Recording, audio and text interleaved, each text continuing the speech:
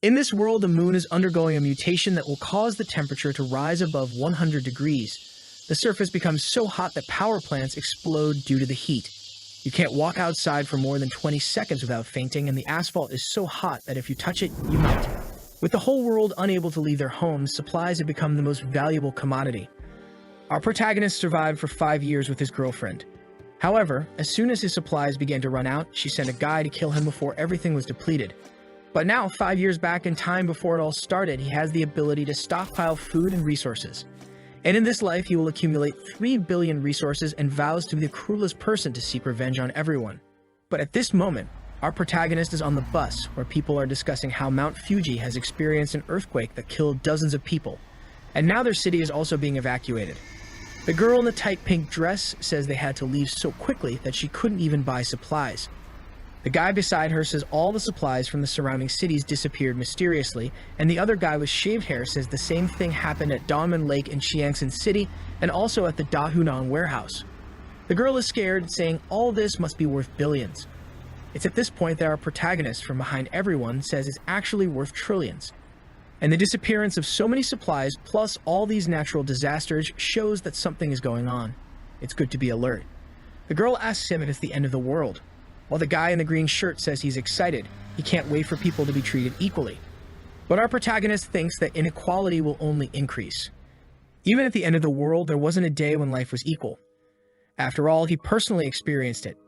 In his past life, he was just an ordinary delivery guy, until suddenly the apocalypse began and heat waves hit the whole Earth.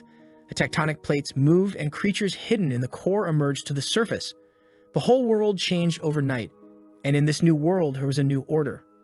In a society of extreme scarcity, even simple supplies like instant noodles were worth millions, and a sausage was enough to buy any favor. In that world, everyone gave up on normality, and now, after everything that happened in his life, he was reborn a month before it all started. The girl in the pink dress clings to him and says she's kind of scared. Can he calm her down? But he leaves, saying there are more important things to do, leaving her puzzled. Outside the bus, he wonders. In an apocalypse, what's more important? Obviously, supplies and resources. In his past life, he spent all his time searching for them. But this time, he will prepare in advance. He works at this Walmart, and at the moment, the boss is saying he will have his salary reduced. He says it's okay and apologizes, remembering that in the first apocalypse, when everything started, the boss of this place took all the supplies and fled. So now, as compensation, he will take them for himself. He then opens the warehouse, and the system begins to detect all the nearby supplies and sends them to his spatial space. A huge area with a dimension of over 10,000 meters. With this ability, he has been stealing even water from lakes and taking all the supplies from cities that are going to be destroyed. After all, if instant noodles are worth so much, imagine real food. The best part is that time there is frozen, so it means the food stays perfect no matter how long it stays there. Finally, he will have something to eat. The system shows how many resources were acquired in this activation, and he feels that after taking so much, he's finally prepared.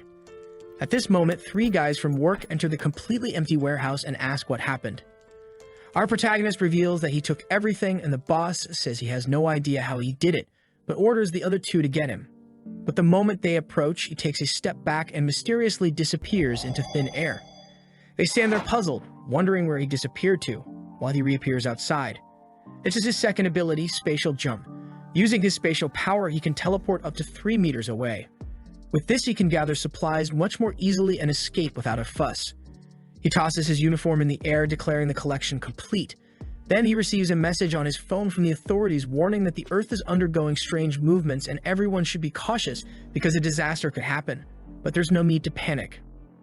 Our protagonist finds this curious since nothing has really started yet and they're already saying this. Does it mean they somehow know the future? At that moment, he receives a call from his girlfriend, Jang Seokyeon. He sighs and answers, and she scolds him, asking how he have the nerve to put their house up for sale. Does he think she'll really stay with him if he sells the house? He needs to be more responsible as a man because even though she doesn't want the house, she's still a woman. And if he wants to prove to her that he's a real man, he should hand over the house to make her feel secure. Su-chen, our protagonist, asks if she has anything else to say. She says, what kind of attitude is this? If he hands over the house, she'll give him another chance. Just transfer the documents to her. But if he doesn't do that, don't even think about marrying her. But Su-chen hangs up without saying anything. He remembers that in the last 5 years of the apocalypse, he went out every day to hunt for supplies to feed her, and even took her to one of the safe zones. If it weren't for him, she would have starved in the first few days. But still, and he remembers a day when he returned home and was attacked from behind. All because he wasn't bringing in as many supplies, and they wanted to know if he was hiding something. After Su Chen was killed, they had fun next to his body. And Jiang Xiaoqun warned the guy on top of her that Su Chen died because he was a useless incompetent. And it's good for this guy to prove he's not so incompetent. Su Chen was devastated to have trusted such a person for so long. But in this life, Xiaoqun and that guy named Wang will pay the price. And they won't die easily. The pain he felt, they will feel 100 times more.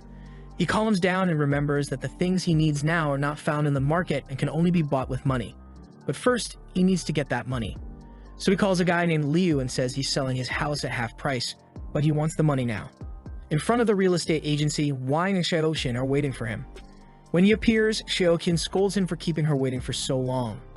But he ignores her and walks past. Wang asks who let him sell the house and that if he does anything like this again, he won't see the sun tomorrow.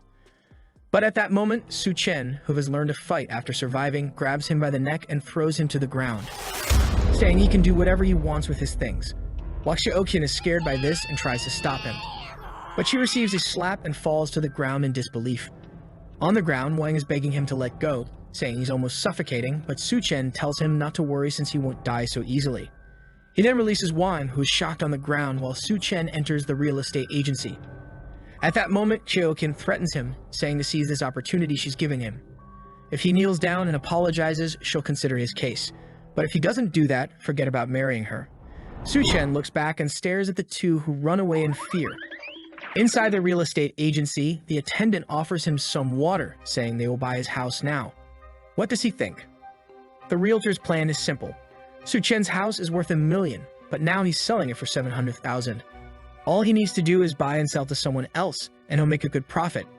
Su Chen agrees to sell, but he has to receive the full payment now. The guy agrees, saying they'll transfer everything, and by tomorrow morning, it'll all be sorted out. Su Chen obviously agrees because houses will lose all value as temperatures rise. Despite several disasters occurring, the city is still peaceful for now. Volcanoes, earthquakes, and tsunamis are all still far away. Walking down the street, he sees a poster advertising quick loans. He decides to go there with his house certificate. Upon arrival, he's shocked to see it's the older brother of the guy who just beat him up, knowing this guy will die in the jaws of a monster in the first few days. The guy says he can lend him $500,000. He just needs to leave the house certificate. Su Chen hands over the certificate, saying he wants another $100,000 and promises to win it all back at the casino in a week. The seller likes hearing this and thinks this kid must be one of those gamblers who would sell even their relatives if necessary. This way, he won't be able to pay, will keep the house, and he'll still have a lot of debt. With that, the guy agrees, and another $600,000 is transferred. Xiaoqun is angry along with Wang, saying he'll pay the price for this. As they were going to visit Wang's brother and Su Chen just came from there, they spot him. Wang wants to know what he's doing here, already grabbing his neck in fear, but they decide to follow him. Su Chen remembers that several buildings will collapse because of the tsunamis. But this hotel in the Green City has withstood all disasters until the end.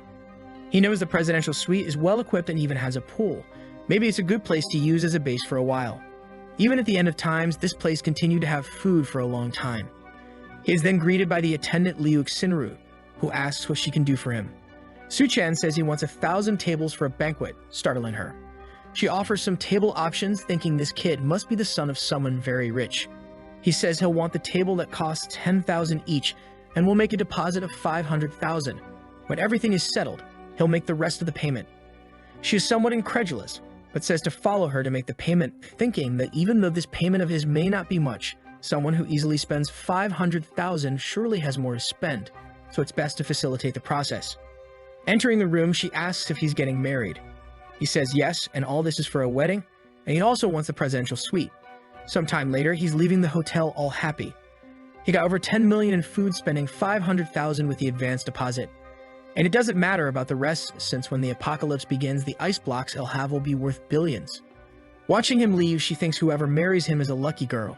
At that moment, Xiaoqun appears and asks what that person was doing.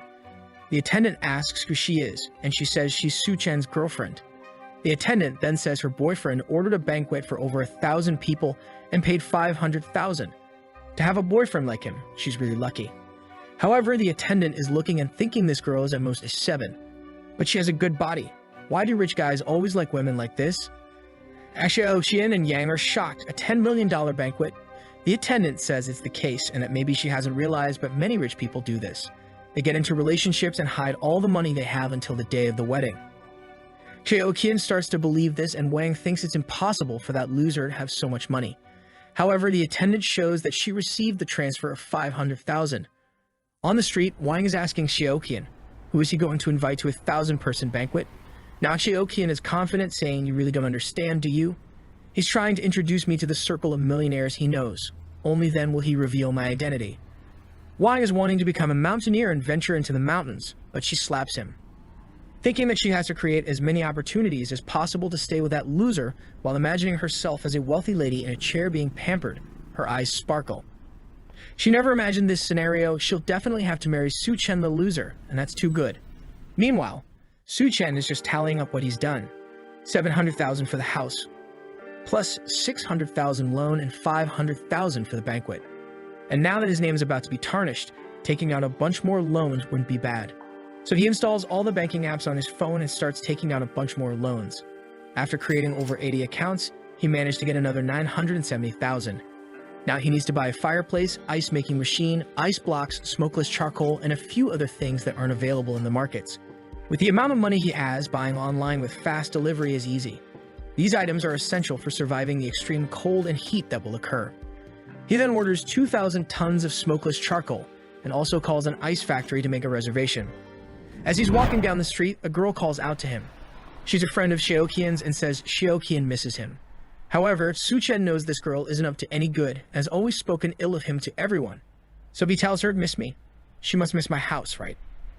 Lena looks at Xiaoqian and says Su Chen must be testing her, and she has to realize how sad he was with her behavior. Xiaoqian then rushes to Shen to apologize, feeling embarrassed, asking if he can accompany her for a walk.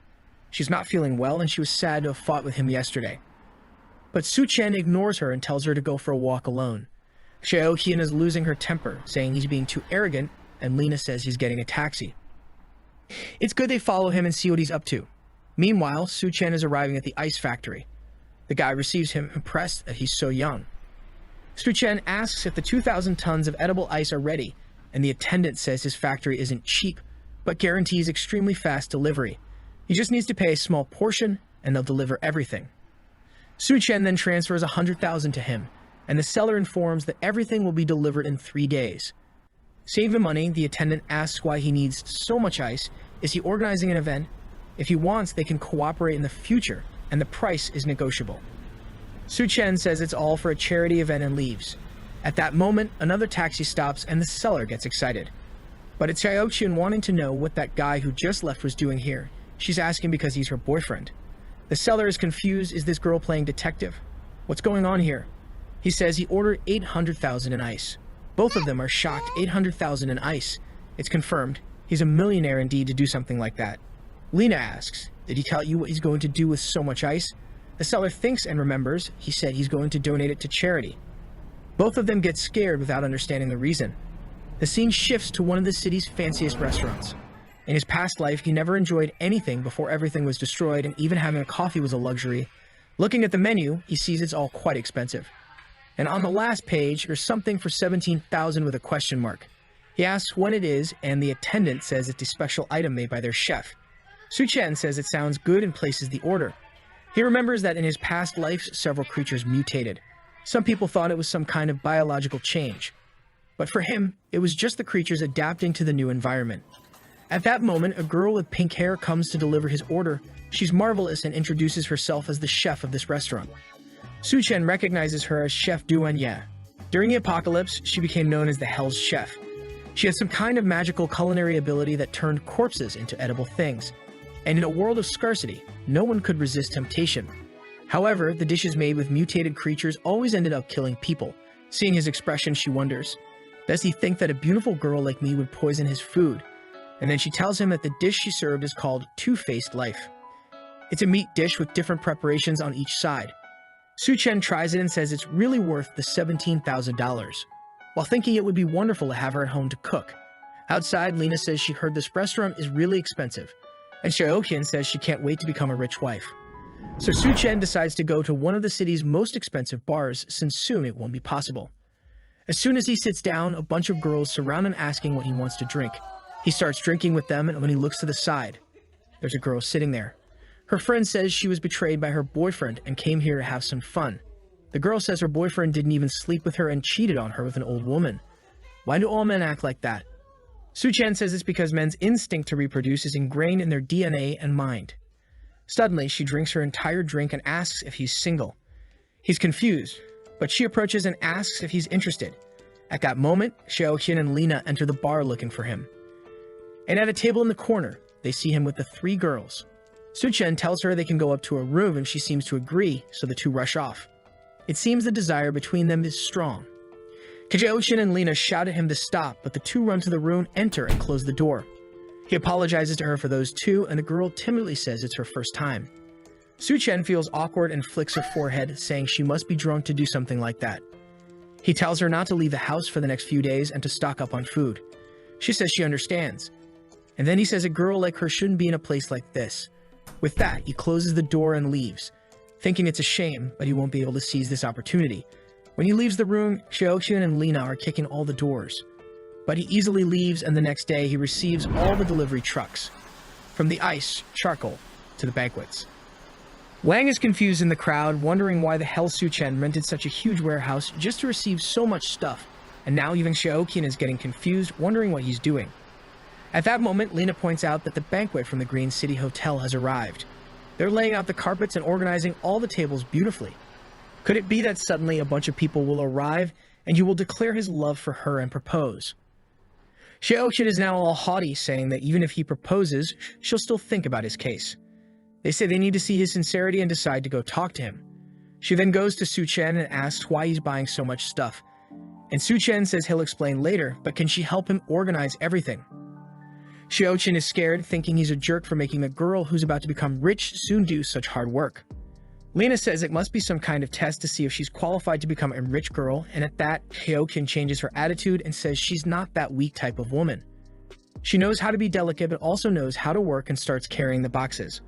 But she's dying of anger, saying that when she becomes a rich woman, Su Chen will pay. At that moment, Lina comes to try to seduce him, saying she'll help carry the boxes. In her mind, she's sure that someone as rich as him won't have just one woman, right? As long as she shows a bit of what she has to offer, she might at least get to enjoy a little. Meanwhile, Su Chen is thinking he can't lose free labor like this. After all, with so much ice and tables to set up, they'll need some help. Some time passes and they finally finish everything. Xiaoqian is dripping with sweat and her legs are shaking. She says she's been carrying stuff since morning until now. As soon as she becomes his wife, she'll make sure to take all his money. Lina, lying on the ground, is also finished, saying that the damn guy really made them carry those heavy ice boxes. Xiaoqian says enough of this test, he has to propose to her right away and start the party or the guests will arrive. And Lina says he needs to hurry up because the food is getting cold. Meanwhile, Su Chen gives a good amount of extra money to all the delivery guys who thank him from the bottom of their hearts. At that moment, Xiaoqian comes and asks, Su Chen, don't you have something to tell me? Su Chen says yes, he thanks her for the help, but unfortunately, there's no payment for them, so they can leave now. Xiaoqian is shocked and tells him to stop joking. The guests are already arriving, not to mention there are 1,000 tables. Why doesn't he just reveal that he wants to marry her so they can have a good life? Su Chen looks back and says that's impossible for him. After all, he's already sold the house and accumulated a bunch of debts. Does she really want to marry him? Lina says that doesn't make sense. How can someone with no money buy so much ice? Su Chen says he's only doing all this to help his very rich boss who wants to do a charity project. Xiaoqian loses her temper and anger and attacks him, saying he's been lying to her this whole time. He says he hasn't lied about anything, while she falls to the ground with a monstrous look, saying he's just a poor loser who can forget about marrying her.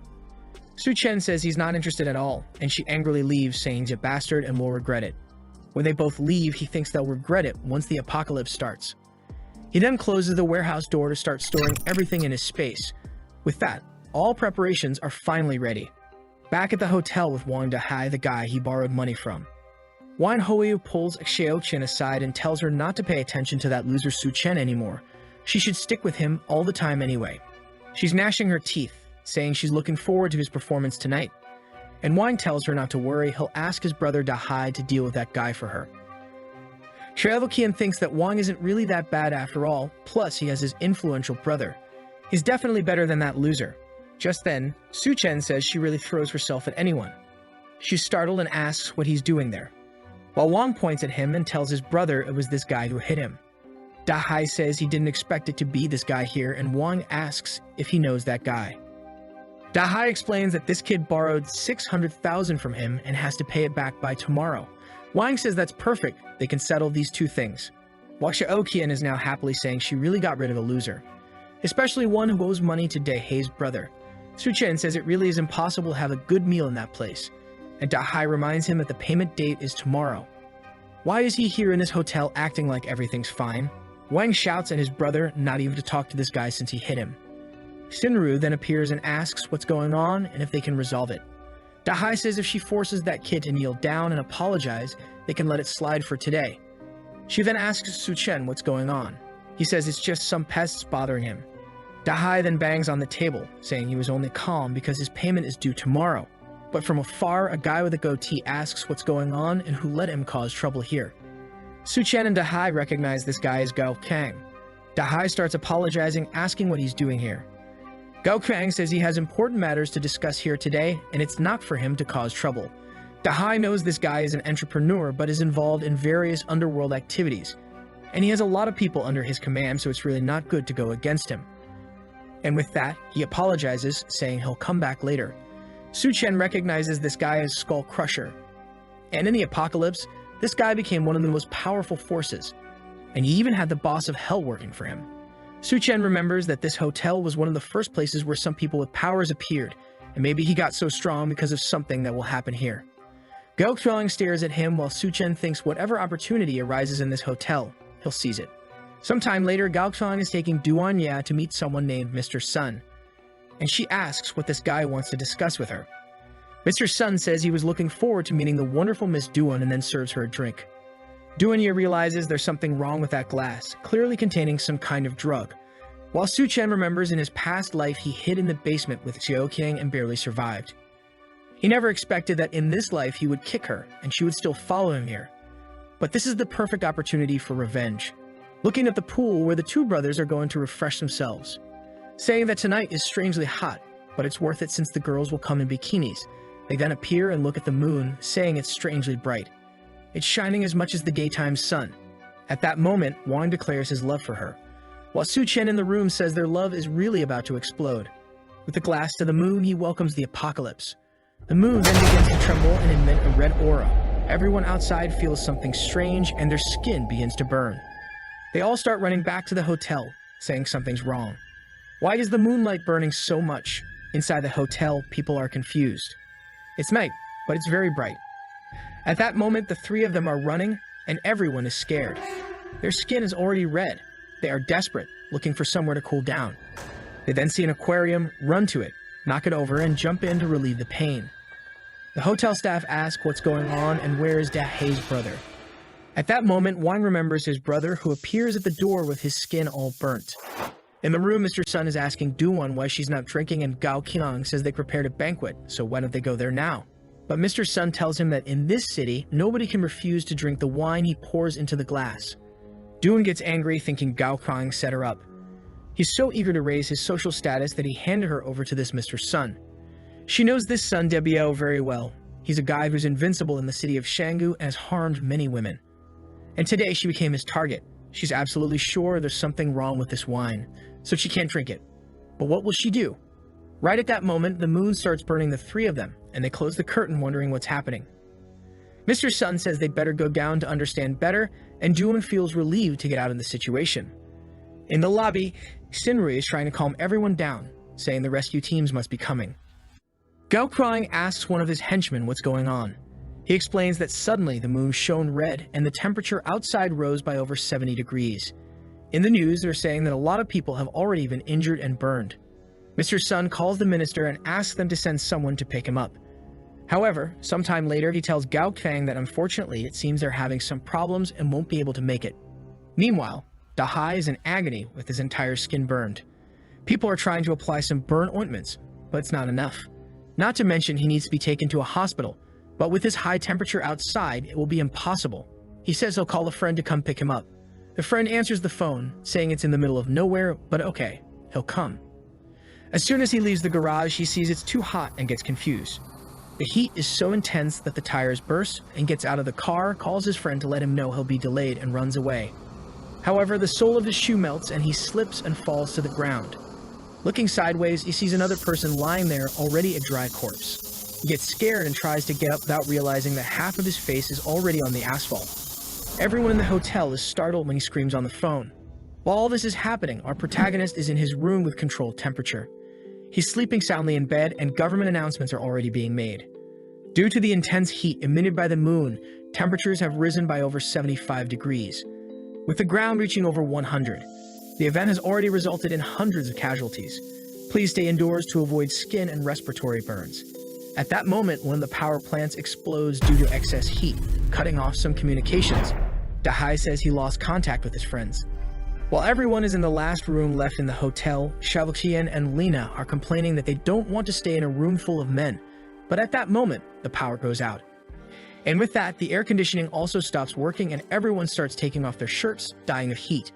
Xiaoqian remembers that Su Chen's room has a pool. Meanwhile, our protagonist is swimming peacefully. He already knew the power would go out because of the explosion in the power plants. And that's also why he chose a room specifically with a pool, in addition to vertical air conditioners and giant batteries to ensure the temperature. But he's also missing some ice here. He changes, sits on the sofa, thinking it's very nice now. He's hungry, so he sets up a banquet on the table. As it's the first day of the apocalypse, he needs a small breakfast, while wondering when that Gochang will have the chance to gain powers. Someone knocks on the door, saying they know he's in there. Our protagonist knows that with the power to teleport and the preparations he made, he doesn't need to worry. So to cause anger and envy, he decides to open the room. As soon as the door begins to open, a cold breeze comes out and everyone feels an indescribable relief, wondering, why does it seem so nice in there and why does he have air conditioning? Su Chen asks if they need anything. Wang points out to everyone that he has ice, a pool, food, and electricity.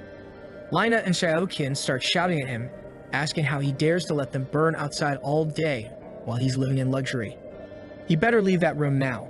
Dahai tells him the time to pay back everything he owed has come, so he better hand over that room. But the moment he steps into the room, he takes a shot in the stomach.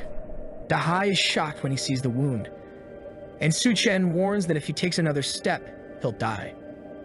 Everyone is trembling now. Does he really have a gun? Dahai is outraged, asking where he got that. But another shot is heard in the room, and everyone is scared when Dahai falls to the ground, now with a wound in his leg. Su Chen points outside, saying whoever wants to die can stay there, and he'll give them 3 seconds. Whoever is in his line of sight will go to the next life. Meanwhile, Gao Chang is talking to Xinru, asking how is it possible for such a large hotel not to have any food. She apologizes, saying they recently had a banquet for over 1,000 people, and the ingredients and food were scheduled to arrive today. At this moment, Mr. Sun, pouring water over his body, commands her to bring all the water and food she has right away. Families start to become outraged by the water waste he's causing, and a war breaks out in the lobby. Just then, Dahai arrives with his injuries, and everyone warns that Su Chen shot someone. Seeing the wound, Gao Chang wonders, is there someone with a gun in this place? Seems like there's a tough guy living upstairs. Xiaoqian then informs everyone that Su Chen's room has electricity, air conditioning, and even a pool. People surround her, asking if she's not lying, if she's sure. She affirms they can believe her. He even has an ice cube and plenty of food. So everyone decides to go to his room. Meanwhile, Gao Chang sends one of his henchmen to take a look as well. Once again, he opens the door, asking what they want, and everyone feels the refreshing cool air touching their skin. It seems like paradise in there. The crowd outside pleads for him to be kind and take care of the elderly, stating that since it's a hotel emergency, he should share everything he has with everyone. The chubby little boy spots some fried chicken and jumps to grab it. However, he's stopped with a kick to the belly and is sent flying. Su Chen warns the parents to take care of the kids or he'll have to do it for them. People are outraged, asking how he dares to hit a child. He's truly a murderer and doesn't deserve to stay in that room. Everyone starts to enter. However, at that moment, he shoots the guy in the back who falls to the ground. Su Chen warns that he may be alone, but everyone there only has one life. He knows the situation seems dangerous, but at any moment, he can jump through the portal and disappear. Downstairs, Wang is furious. After his brother suffered 2 gunshot wounds, the crowd threw his body out because he was already dying and decomposing. Wine is saying they have to kill that damn Su Chen. Meanwhile, in Su Chen's room, Xiaoqian and Lina are sweating and dripping with heat as they're asking to come in, saying they're sure he wouldn't have the courage to shoot them, and that they love him very much and are sure he loves them. If he lets them stay there for a little while, they promise to join him in a 2-against-1 adventure all night long. Su Chen says that since they want to work together so eagerly, he'll let them in. They're all happy and disbelieving, but suddenly, Wan passes between them, hitting them, saying he'll kill him. When he's about to touch Su Chen, he takes a blow to the face, collides with the two, and everyone falls to the ground. Seeing Wang beaten in their arms, they're afraid to enter the room, and Su Chen says, "Just go away from here." They leave, and he says he's just playing for now, but if anyone tries anything, the artillery robot he has installed will sort everything out in seconds. Tanks are seen outside the hotel, and everyone believes it's the rescue team. They leave armed and wearing protective clothing. Upon entering the hotel, they ask if someone named Liu Xingo is there. The guy introduces himself, and they then tell him to put on the insulation suit and come with them. Everyone asks to be rescued together. However, the soldier assures them to stay calm. The rescue operation will take place tonight at midnight in Silicon Valley Square. The residents celebrate, saying the government really hasn't abandoned them. Meanwhile, Mr. Sun says he'll pay $1 billion if they take him now. However, he's restrained by one of the soldiers who tells him not to interfere with the operation. Mr. Sun tells Gao Kang to do something, but clearly, with so much aimed at him, there's no way. At that moment, Xiaoqin grabs one of the soldiers and says there's a killer living upstairs, and Lina says he's already killed a bunch of people and will soon finish everyone here. They need to save the people in the hotel. A soldier named Xiao Feng then says he'll take a look, and his friend tells him to be careful and not act impulsively. He takes his gun and starts climbing the stairs toward the room. While Xiaoqian is thinking this is the perfect situation. As soon as this guy kills Su Chen, she'll steal that room for herself. Xiao Feng cautiously walks down the hallway, observing every corner until he notices a camera looking at him. Suddenly, Su Chen opens the door and throws a flashbang. Before he could understand what's happening, it explodes in his face, blinding him. A sleeping gas falls at his feet, and when he crouches, Su Chen appears from behind and hits him on the head. Sometime later, he wakes up in the room, not understanding what's happening and why it's so cold. Su Chen tells him, "Your name is Lu Xiaofeng, and you're a captain of the Special Forces. Now that you're awake, let's talk." Xiaofeng looks around at the ice cubes and asks what's going on here, who he is, and where he got those grenades and weapons. Su Chen says he's just a regular guy who just graduated, and he got those weapons on a trip to the Middle East. Su Chen then asks if the government set the rescue points for tomorrow morning, and Xiaofeng is surprised by the fact that he already knows that information. Su Chen realizes it's all going to be the same as in the past life and warns Xiaofeng that even though the temperature is lower at midnight, people can't stand more than 10 minutes outside. The vast majority will die just trying to reach the rescue point. Xiaofeng says they have no choice since many people are starving in their homes who can't stand the heat anymore. Their only chance is to reach the rescue point. And since it's difficult to modify the vehicles, there's no time to rescue everyone indoors. At least if they put some blankets over their heads, maybe they can make it. Su Chen then suddenly puts his hand on his shoulder and points the gun. Xiaofeng asks him to calm down and says all he wants is to at least warn everyone to go with blankets. Su Chen then cuts the rope and says he's free since he respects the fact that he's saving lives. But it's good he doesn't try to come in here again. Xiaofeng asks if he's not afraid he'll come back with other people, but Su Chen shows him there's no need to be afraid. And Xiaofeng recognizes it right away. It's a camera with facial recognition and a built-in automatic machine gun. He wants to know where Su Chen got it, but Su Chen says he already said the Middle East.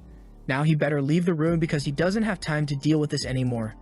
Xiaofeng accepts and leaves back to the tank. Mr. Sun gets angry, thinking that not even the damn soldier could deal with the guy. He hits Gao Qian, saying he really can't do anything. Gao Qian's henchmen ask if they really won't do anything and will tolerate this guy.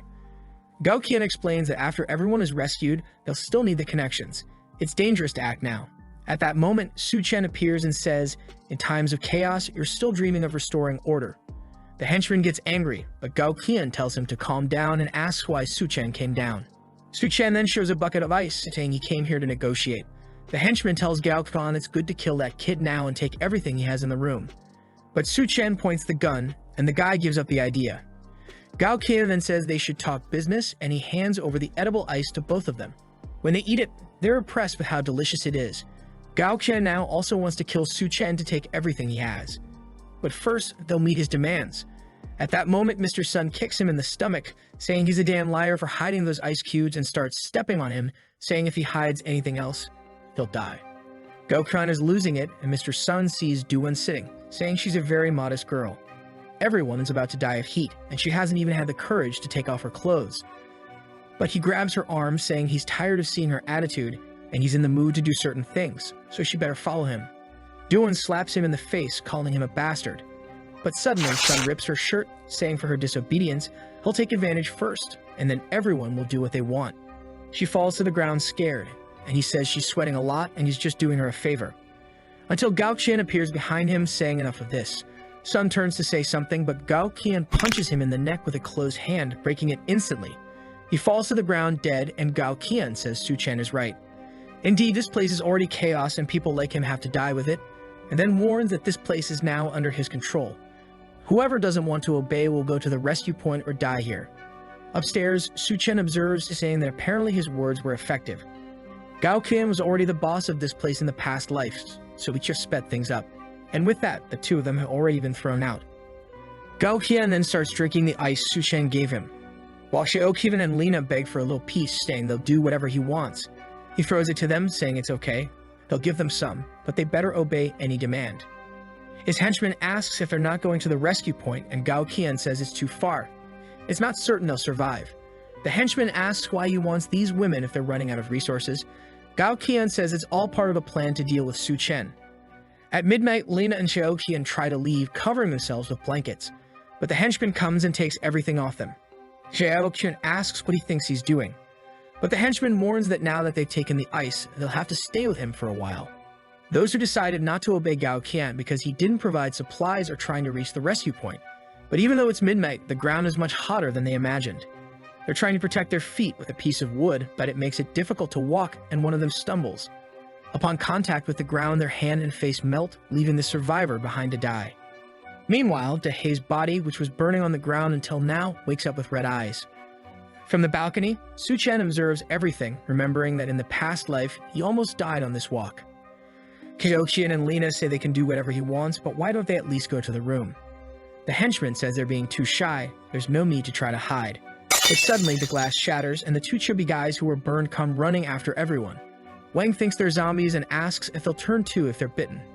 Gao-qian says they need to figure it out, then grabs him by the neck and throws him to the two creatures. Wang's back is burned just by making contact with the creatures, and Su-chen appears with a blade, telling everyone to get out of the way. The henchman can't believe he wants to deal with these monsters, and Gao-qian is eager, thinking that as soon as Su-chen kills the two, he'll kill him and take everything from him. Su-chen knows that bodies exposed to heat turn into zombies, but they don't share any virus. You could say they're more like drought demons. The difference is that these demons retain some memories from their past life. Su-chen stands still, and Mr. Sun passes by him and goes towards Gao-qian. That's because he was killed by him. But Wang Dahei was killed by Su-chen and attacks him. However, seeing the situation, he's sure that the chance for Gao-qian to awaken some powers by killing Mr. Sun. So he goes in his direction and cuts off his chance. A purple crystal comes out of his body. And that's a kind of core that can evolve a human body. He grabs the crystal, jumps back, and pushes Dahei towards everyone. With that, he goes up the stairs and tells them to have fun. Gao-qian grabs the guy on the ground again and throws him towards the creature. Back in his room, Su-chen says these crystals are extremely rare. He puts it in a glass and drinks it since that's the absorption method. The body extracts the energy from the crystal and strengthens itself. His eyes turn red and he starts screaming. While all his clothes burn, he falls on the ground on top of an ice block, while in the lobby, the drought demon has finished all their water. Now without anything to drink or eat, Lina wants to escape. But the henchman stops her, saying she's not going to run away. At that moment, Lina says they should use Xiaoqian. She was Su-chen's wife, and if they throw her at the door, it's certain he'll open it, and then they can try to steal something from him. The henchman says it's a great idea, and Xiaoqian says she'll help, but she wants to eat meat first. The henchman says there's no meat since the refrigerators have been off for days. Gao-qian looks at her and asks if she wants meat, then he has a solution. They restrain Lina, and he warns her that if she wants to, she'll have to do it. Xiaoqian is shocked, asking if he means they're going to eat her meat. While Lina is trembling, Xiaoqian is going towards her. Lina pleads, saying, "What are you doing? You're not going to do that, are you?" But Xiaoqian goes to her face and says she just betrayed her by talking about her being Su-chen's wife. Since she did that, she deserves it, and then strikes 3 times. Gao-qian and the henchman are even scared to see how she did that without hesitation. Xiaoqian is going crazy, saying that when she's full, she'll go up and drink Su Chen's blood. The henchman looks at Gao Qian and asks if they're really going to do that. Gao Qian says to call the boss Duan quickly, or else they'll dry up. Meanwhile, in the room, Su Chen is jumping around with his new body. Not only is he more resistant to heat, but he's also more agile and strong. At that moment, he sees Duan at the door. Standing at the entrance, she's thinking it's getting crazy down there. She doesn't have a chance of surviving if she stays there, so she has to try her luck and use what's left of her value to get something here. Right at that moment, Su Chen opens the door naked, and she gets scared. She screams and he apologizes, saying it was unintentional. He was excited about some news. In the room, he then tells her that even though he has resources, it's limited, and besides, they just met and he can't accept her just because she's beautiful, right? He remembers that in the past life, she was a very smart woman. Furthermore, she formed a cooperative relationship with Gao Qian. However, even though he had thought about having her around, the atmosphere feels strange now. Duan then tells him that she's not just a cook, she's also a doctor who has been working as a surgeon for 3 years. She's thinking that his room is extremely well equipped. Not only does it have electricity, but it also has ice and food. She needs to demonstrate her worth to stay here. On the sofa, Su Chen acknowledges that being a doctor is indeed a good proposition. However, as she knows, resources are extremely scarce, and it's uncertain if they'll survive until tomorrow. Feeling uncertain upon hearing this, she says that as long as he doesn't kick her out of the room, she'll do whatever he wants. Upon hearing his proposal, Su Chen immediately states that this is her new home. She feels embarrassed, thinking she said that a bit hastily and unintentionally. Su Chen warns her that her only choice is to behave. If he catches her planning something behind his back, their relationship will end. Duan assures him that she understands and will never doubt any of his methods or determination. Su Chen then suggests that she can demonstrate her determination by undressing. She was embarrassed, asking if they were going to start now. Taking a shower, she thought that with water, electricity, food, and still not having to worry about the weather, that place was simply heaven for anyone. The only problem was that Su Chen wasn't exactly a saint. He grabbed her by the chin and said he was going to give her something different to eat. After 7 days of starvation, Duan opened her mouth expecting anything she would receive. While she thought she knew very well the direction this was going to take, she was prepared the moment she entered the room. Su Chen was just like us, watching on his phone screen. With a mischievous smile, he said he wasn't doing that just to spy, it was to prevent her from doing improper things. She then came out of the bathroom wearing heels. Heavens above, thank goodness she's a doctor, because I'm sure that some hearts stopped. She even asked Su Chen if it wasn't too short. He told her to turn around and she blushed. And with that, he analyzed it in an extremely meticulous clinical way and concluded that it was perfect. Suddenly, someone was knocking on the door asking for help. It seemed to be Gao Qian holding Xiao Kang, but he had big teeth. Duan said he couldn't open the door since those guys had eaten Lena down there. If they let them in, they might be eaten too. Su Chen asked her if they really had eaten someone. Outside, the 3 guys were restraining Xiao Kang, while Su Chen appeared in the background telling them not to break people's doors. They looked at Su Chen with a bunch of veins on their faces and giant teeth. It seemed like everyone was transforming. What Su Chen didn't know was that there was a guy right next to the door. Suddenly, he attacked with Minecraft blade right in Su Chen's face, but he easily grabbed the arm and managed to immobilize the guy. Gao Qian and his henchmen were halfway transformed and couldn't believe he dodged that. Suddenly, Xiao Chang broke free from them and ran towards Su Chen. She reached out for help, saying he needed to save her, but he grabbed her by the neck and clearly she was also transforming. And Su Chen explained that those who consume human flesh in this new world now transform. So clearly she's no longer human to be saved. Gao Qian said it was the end of the world, so it didn't matter if they were eating someone as long as they could survive. And Xiao Kang, even immobilized, said the meat was delicious and her body was filled with energy. She tried to attack Su Chen, saying she was eager to taste him, but she received a kick and was ejected from the door of the room to the other side. It broke even the window, falling outside the building. But she managed to hold on at the last moment and started climbing, saying that Su Chen wouldn't get away so easily. But that's when she noticed it. She was getting hit by the scorching sun and started to burn. Su Chen was calmly with his hand in his pocket, while the 3 thugs ran towards him, saying he couldn't be given the chance to pull out a weapon. But calmly, Su Chen asked why they thought he would waste bullets. Suddenly, one of them jumped in Su Chen's face, saying he was underestimating them too much. And the sneaky guy pulled out the Minecraft weapon and said he likes to waste it, and he hit the guy right in the head. Even though they were monsters, they kept their consciousness, so they came up with a plan to spread out and attack him from all directions. While Su Chen finished off one coming from the front, the other thug was already above on the ceiling. Warning that not only were they faster, but their reaction time was also much better. With one attacking from each side, he took advantage to go over and warned Su Chen. that it was the end for him. He was confident that with a punch he would finish the boy and steal everything he had. But Su-chen jumped and caught him halfway, asking if he had finished talking.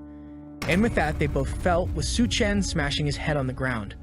Another Minecraft blade came for him. But Su-chen was a pro and easily blocked it. With a single move, he disarmed one of the zombies and took out the other one beside.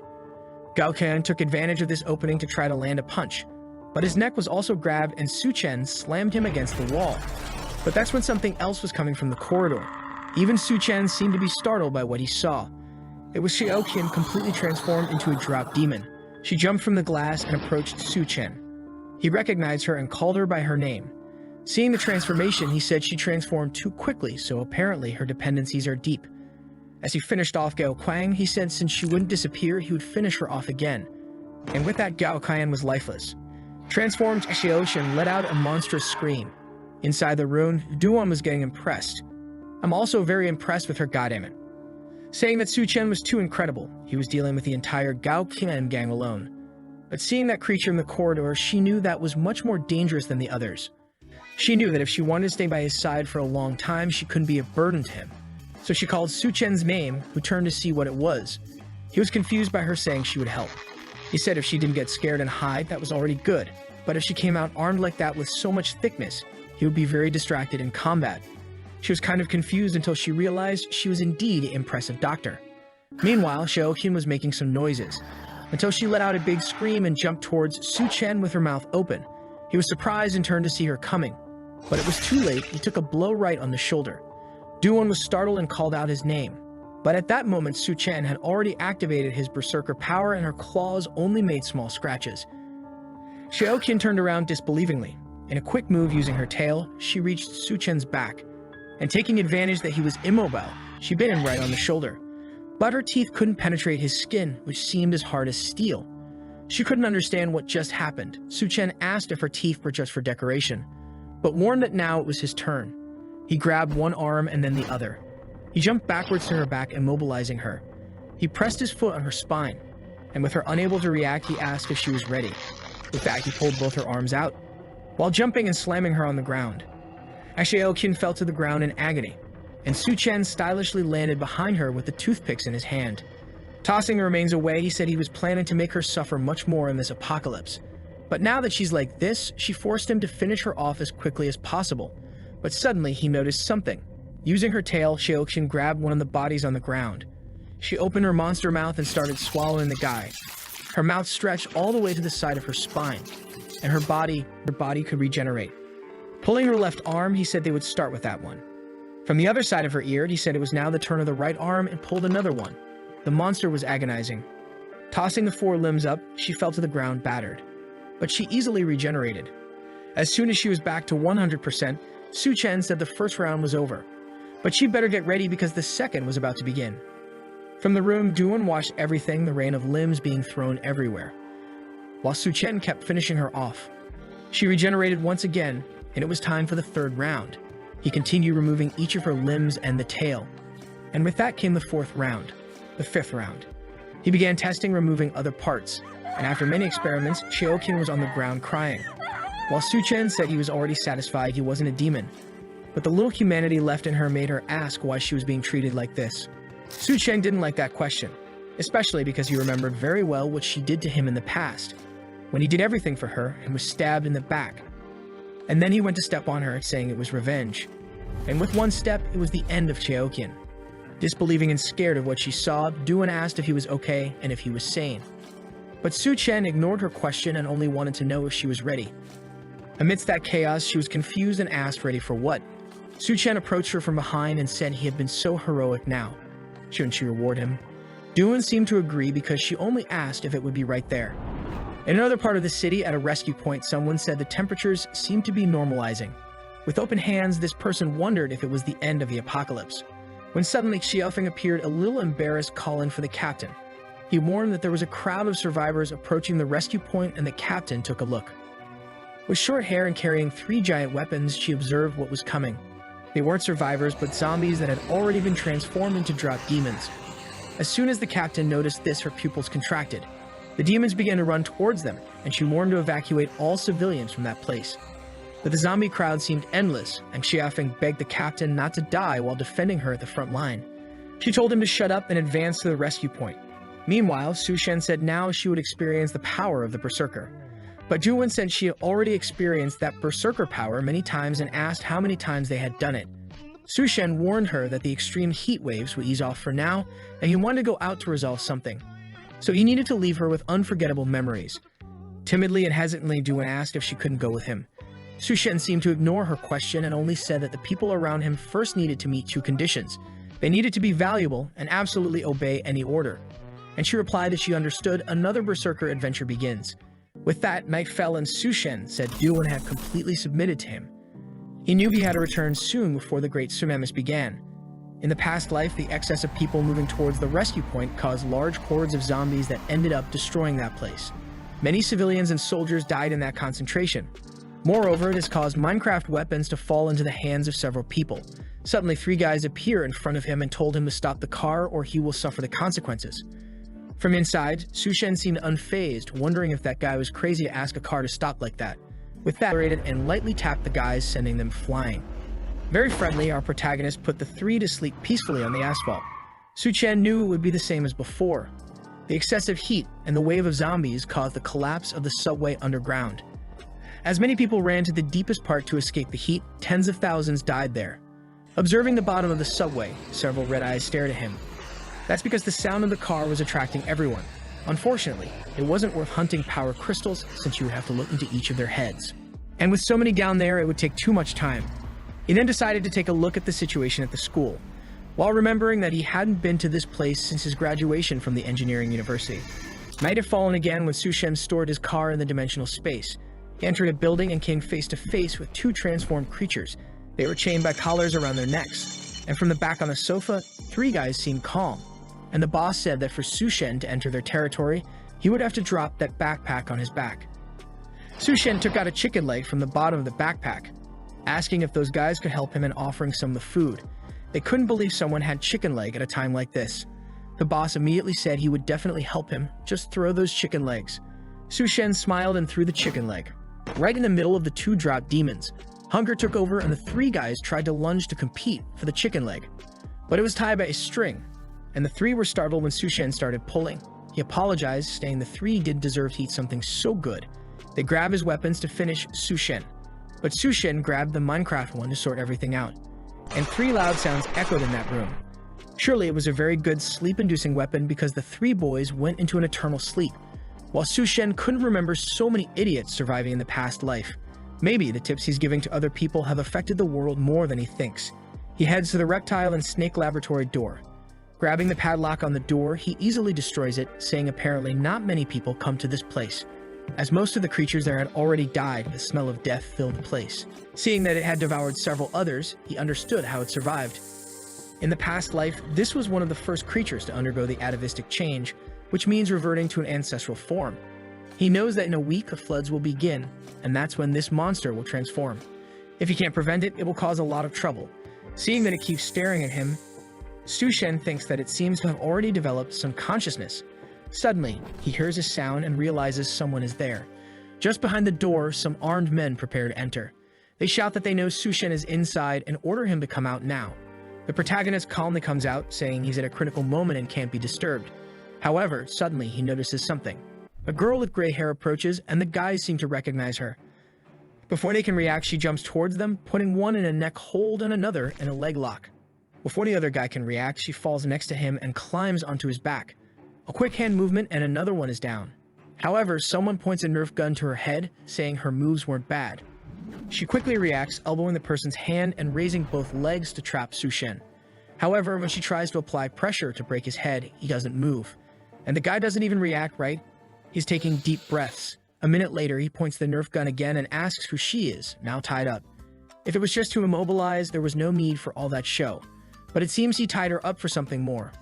She introduces herself as Bai Kang from the Special Operations Team and warns Su Shen that he better let her go. He ignores what she said and asks if she knows Xiaofeng, also from the Special Forces. She is surprised that he knows the guy, and Su Shen says he once saved that kid's life. With a delicious piece of meat being prepared, Su Shen says he understands everything. It seems that a group of fugitives took control of the school and are using several people as hostages. Kang says it all happened very quickly when Xiao Feng was rescuing some prisoners. Calmly eating his meat, Su Shen says that if that's the case, it's not her fault. She says that now with these powers, those people are nothing to fear. However, she wants to know when she will be freed from these ropes. Strangely, Su Shen says he will only release her if she traps him with her leg again.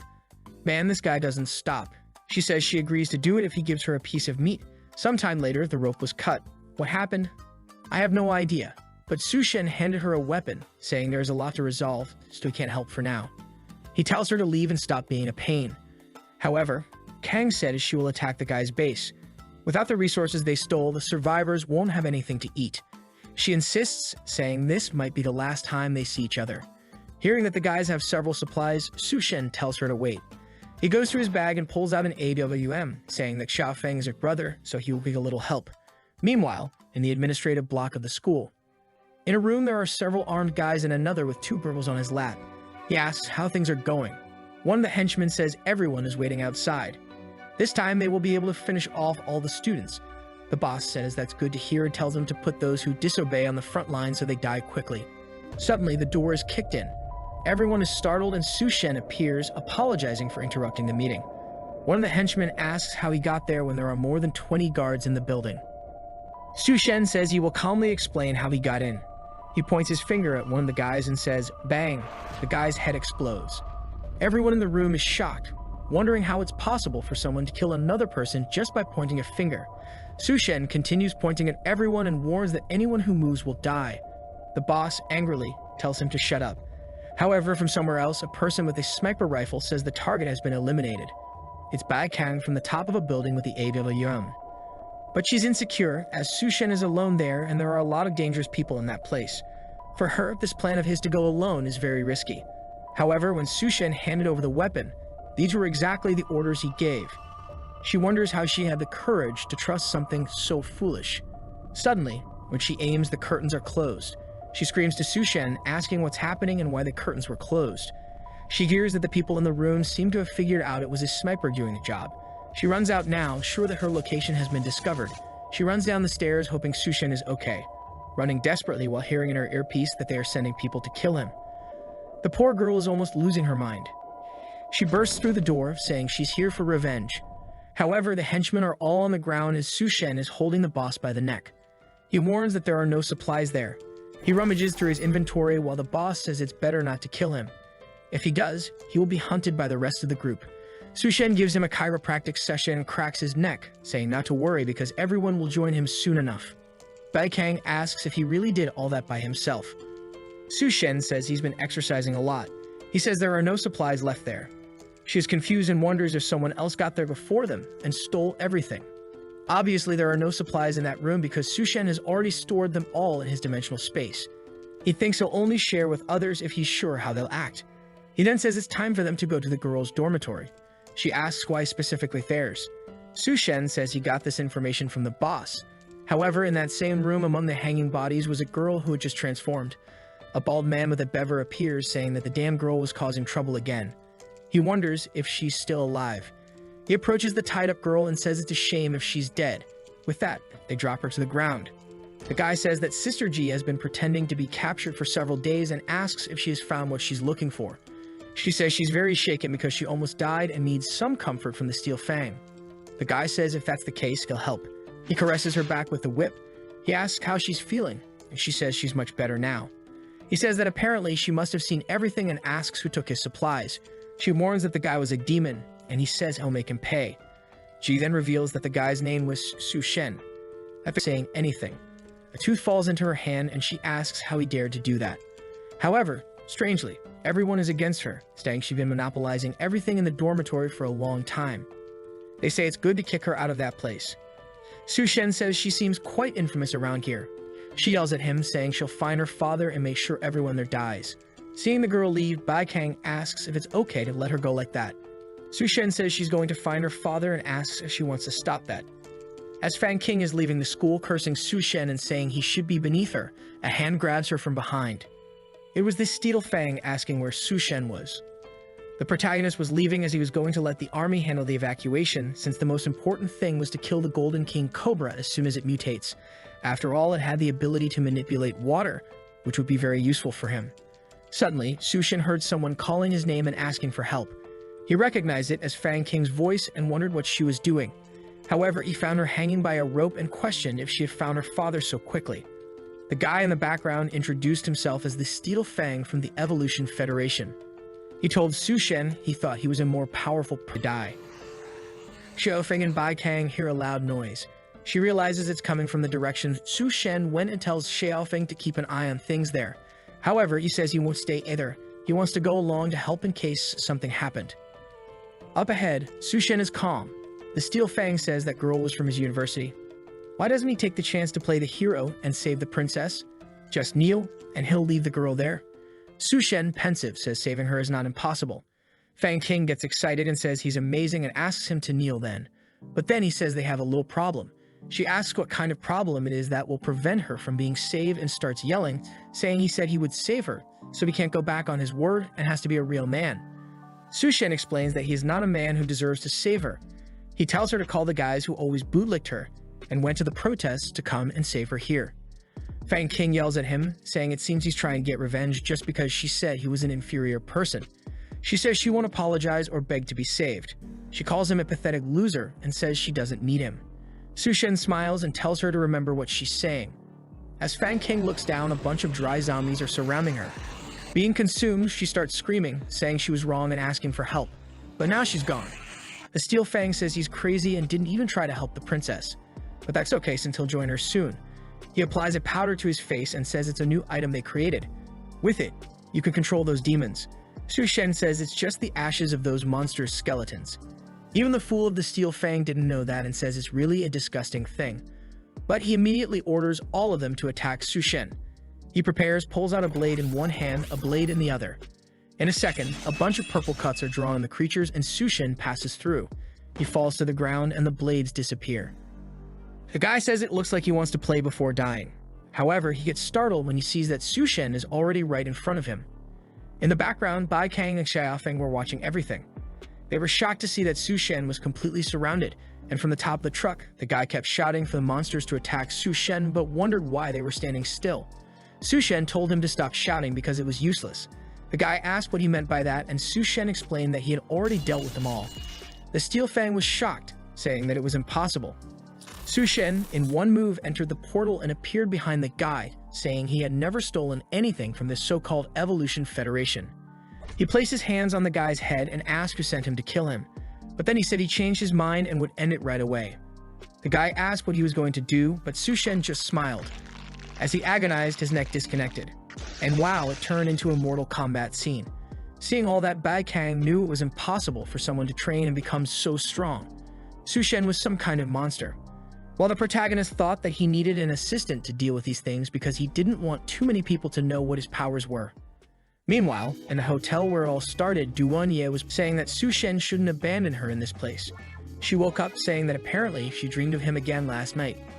In the apocalypse, there's nothing to eat, but this girl is growing, and she's just wondering when he'll come back. She remembers that he said he wouldn't accept useless people by his side and got excited, saying she would never be a burden to him. She picked up a Nerf saying she wanted to be his right hand and opened a door where she heard a sound coming from. There was nothing in the room, and she found it strange, when suddenly she felt something and her pupil contracted. A dry demon was right behind her. She leaned back, wondering when that monster appeared. However, she bumped into the table and was blocked.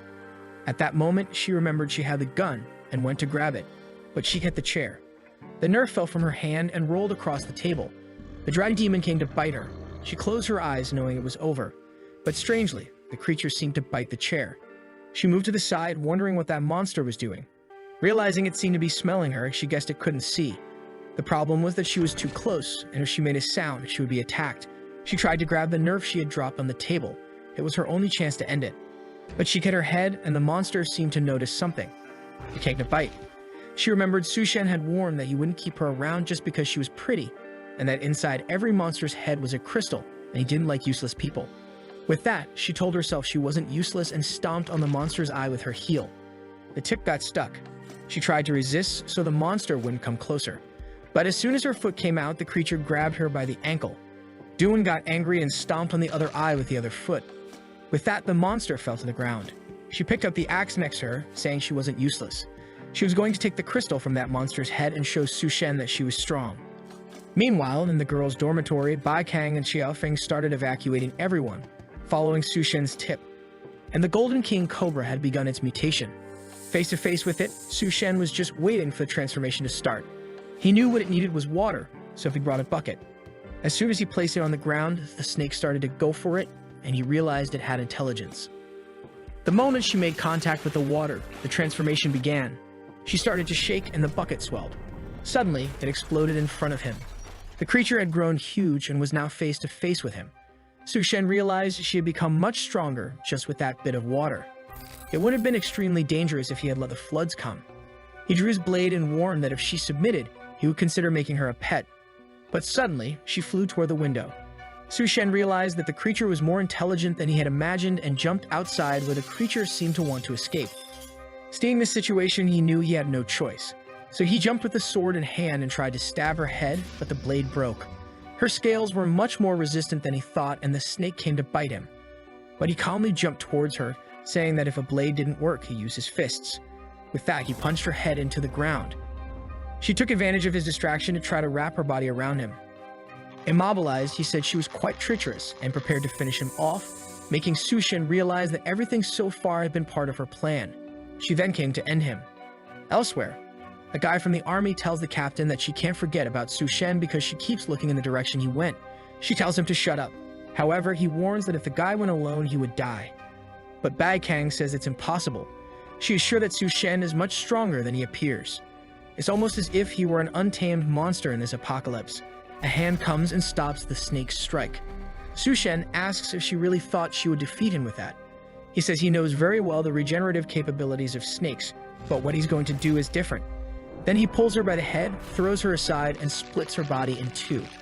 With that, he finds the crystal he was looking for. From inside it, he extracted the crystal and mentioned he was curious about what ability he would gain. The rising tide started to flood the city. People had nowhere to escape, and only the extremely tall buildings remained above water. However, Su Shen, who had just absorbed the water snake's core, was calmly diving. Scales appeared on his body underwater, and he also felt stronger there. Strangely enough, even without using his mouth or nose to breathe, he wasn't suffocating. It was as if his skin was capturing oxygen, and he realized it was a very useful ability. He knew it wasn't exactly the water manipulation he expected, but it would be highly beneficial. Since the water had come from the hotel area, he couldn't go against it and return there right now. Seeing the ashes on the horizon, he knew the volcanoes had reached their peak eruption. Once the sky cleared, the Earth would enter a glacial period. At this rate, no one would survive without evolved abilities. But he also vividly remembered the numerous factions that emerged when the floods began. The northern territory was dominated by the snake he killed, and also by the corpse woman. The southern part was dominated by the cannibal clan, and the eastern part by the Rat King and his army.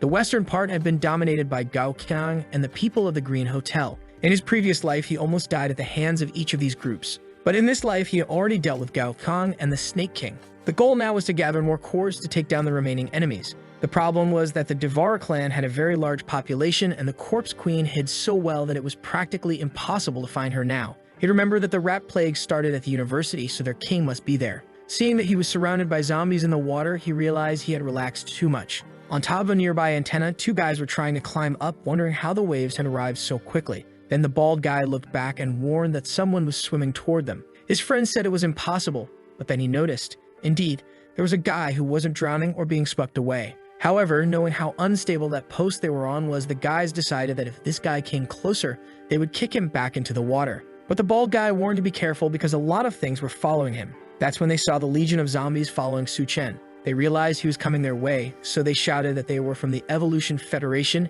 and told him not to approach. Hearing this made our protagonist interested. Immediately, he jumped out of the water toward them and kicked the bald guy, sending him into the water. The poor guy was falling, but his friend managed to grab his arm. He told the fat guy to grab the pillar, but he said he couldn't reach it. His friend assured him not to worry, he wouldn't let him fall. However, this bald guy was the most gentlemanly villain and said it was okay, better to let go or both would die. Meanwhile, Su Shen was up there telling them to spill everything they knew about the Evolution Federation. The guy told him to go to hell and said he'd never talk about it. Seeing the zombies, Su Shen said that if that was the case, they couldn't blame him. Instantly, one of them grabbed the fat guy's foot, pulling him down. Su-chen said he gave them a chance, so it wasn't his fault. However, the friend jumped in, saying he would save him. Down there, the zombies started attacking, and the guy was sure he would die. Then Su-chen passed by and killed the first one. He sent a flurry of cuts through the water, wiping out the zombies. The two wondered if the kid was really human.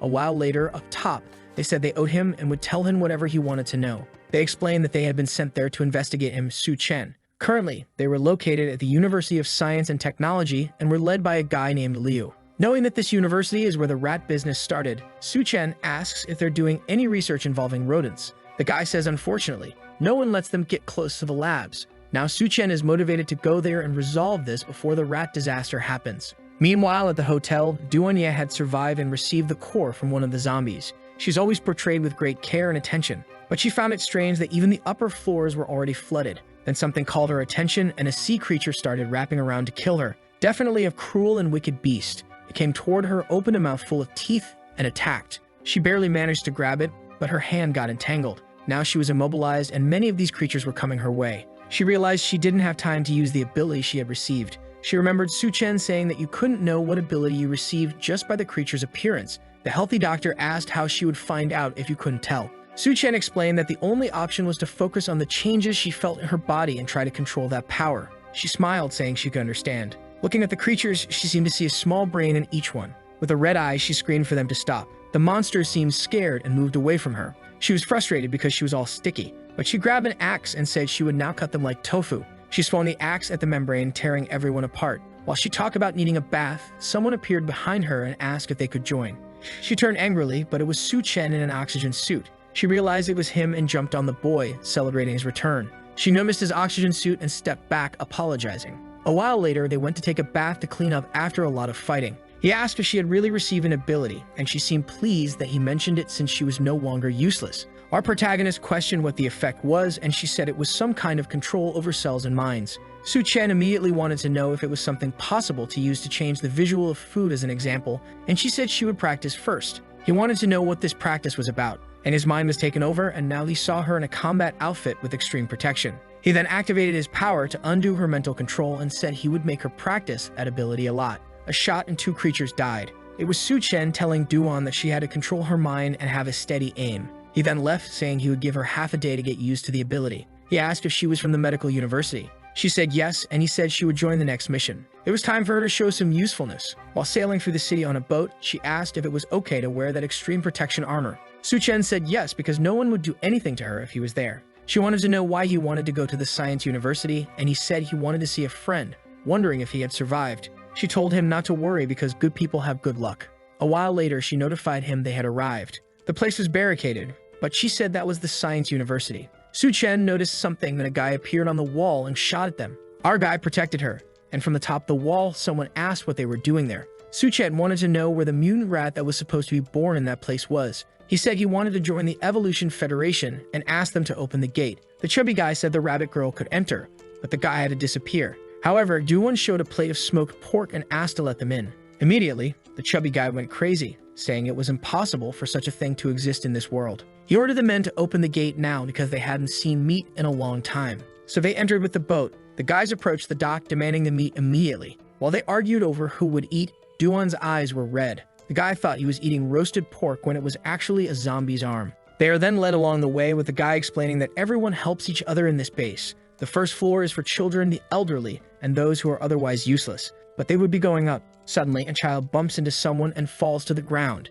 The guy scolds her, asking if she doesn't know how to walk. The child apologizes and Duan picks her up, saying she looks starving. The girl says she hasn't eaten for many days and Duan offers her a piece of bread. Even though she's hungry, the child asks if her bunny sister will go hungry if she takes it. Duan is confused about this bunny sister business and Su-chen says that she won't go hungry. The child tells him to stop lying because everyone is hungry these days. Su-chen gets angry. He can accept doubts about his character, but not his strength. Immediately, he pulls out a feast in front of everyone and tells her to eat. The people are confused and Duan puts the bread in the girl's mouth. But then a group approaches, asking who is cooking there. It's one of the groups that control the place, kicking everyone around and saying that food must be exchanged for contribution points. Seeing the child eating, they say she's breaking the rules. The girl cries to Duan, who tells her not to worry. She looks at Su-chen, who seems to signal her. Something catches the guy's attention. Duan extended her arm and produced a lot of food, saying she prepared it for them. Clearly using her power, she told them not to leave a single piece. Seeing all the meat, the guys dive in, saying it smells amazing. They start eating,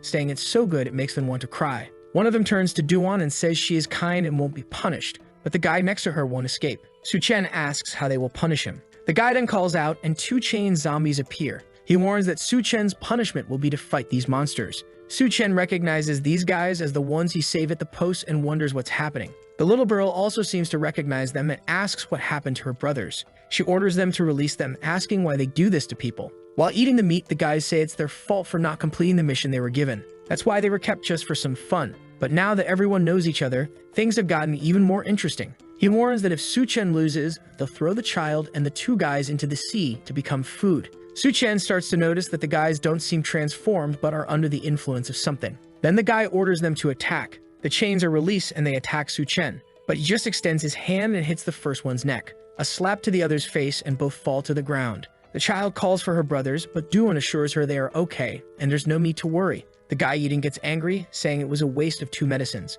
But since Su-chen won, he will give him the chance to hand over all his supplies and he will pretend this never happened. Our guy wants to know what happens if he doesn't hand over anything. The guy angrily asks if he doesn't know the rules there. They have to follow everything Chief Liu says and hand over supplies or they can't stay there. Su-chen realizes these guys create a point system to make people give up everything they have. He says that's fine, but the problem is the rest of his food was devoured by the guys. Then a giant fat man appears in the background, saying if Su-chen wants points, he just has to work for him. The guys recognize him as Captain Go and Duan is scared. Some gag slaves are carrying him on a throne with a girl. He says food is free and accommodation and even a salary are possible working for him. But at that moment, one of the slaves trips and falls to the ground. Go notices this, pulls out his spear and lightly taps the slave's back. This shocks our duo and the guy says as they can see, vacancies are always opening up. He arrived at the perfect time to replace that guy. Besides, if Su-chen hands over the rabbit girl, he'll get noodles until he dies. Warning that it's a huge sacrifice since there is no more production. Not to mention, he's already tired of the woman he has. The guys shout, saying that the offer is very generous and they should accept it now. But then the chief smells food and asks if they were consuming anything. His lackeys are startled. They immediately fall to the ground, apologizing, saying they couldn't resist. They were given free food and didn't know what to do.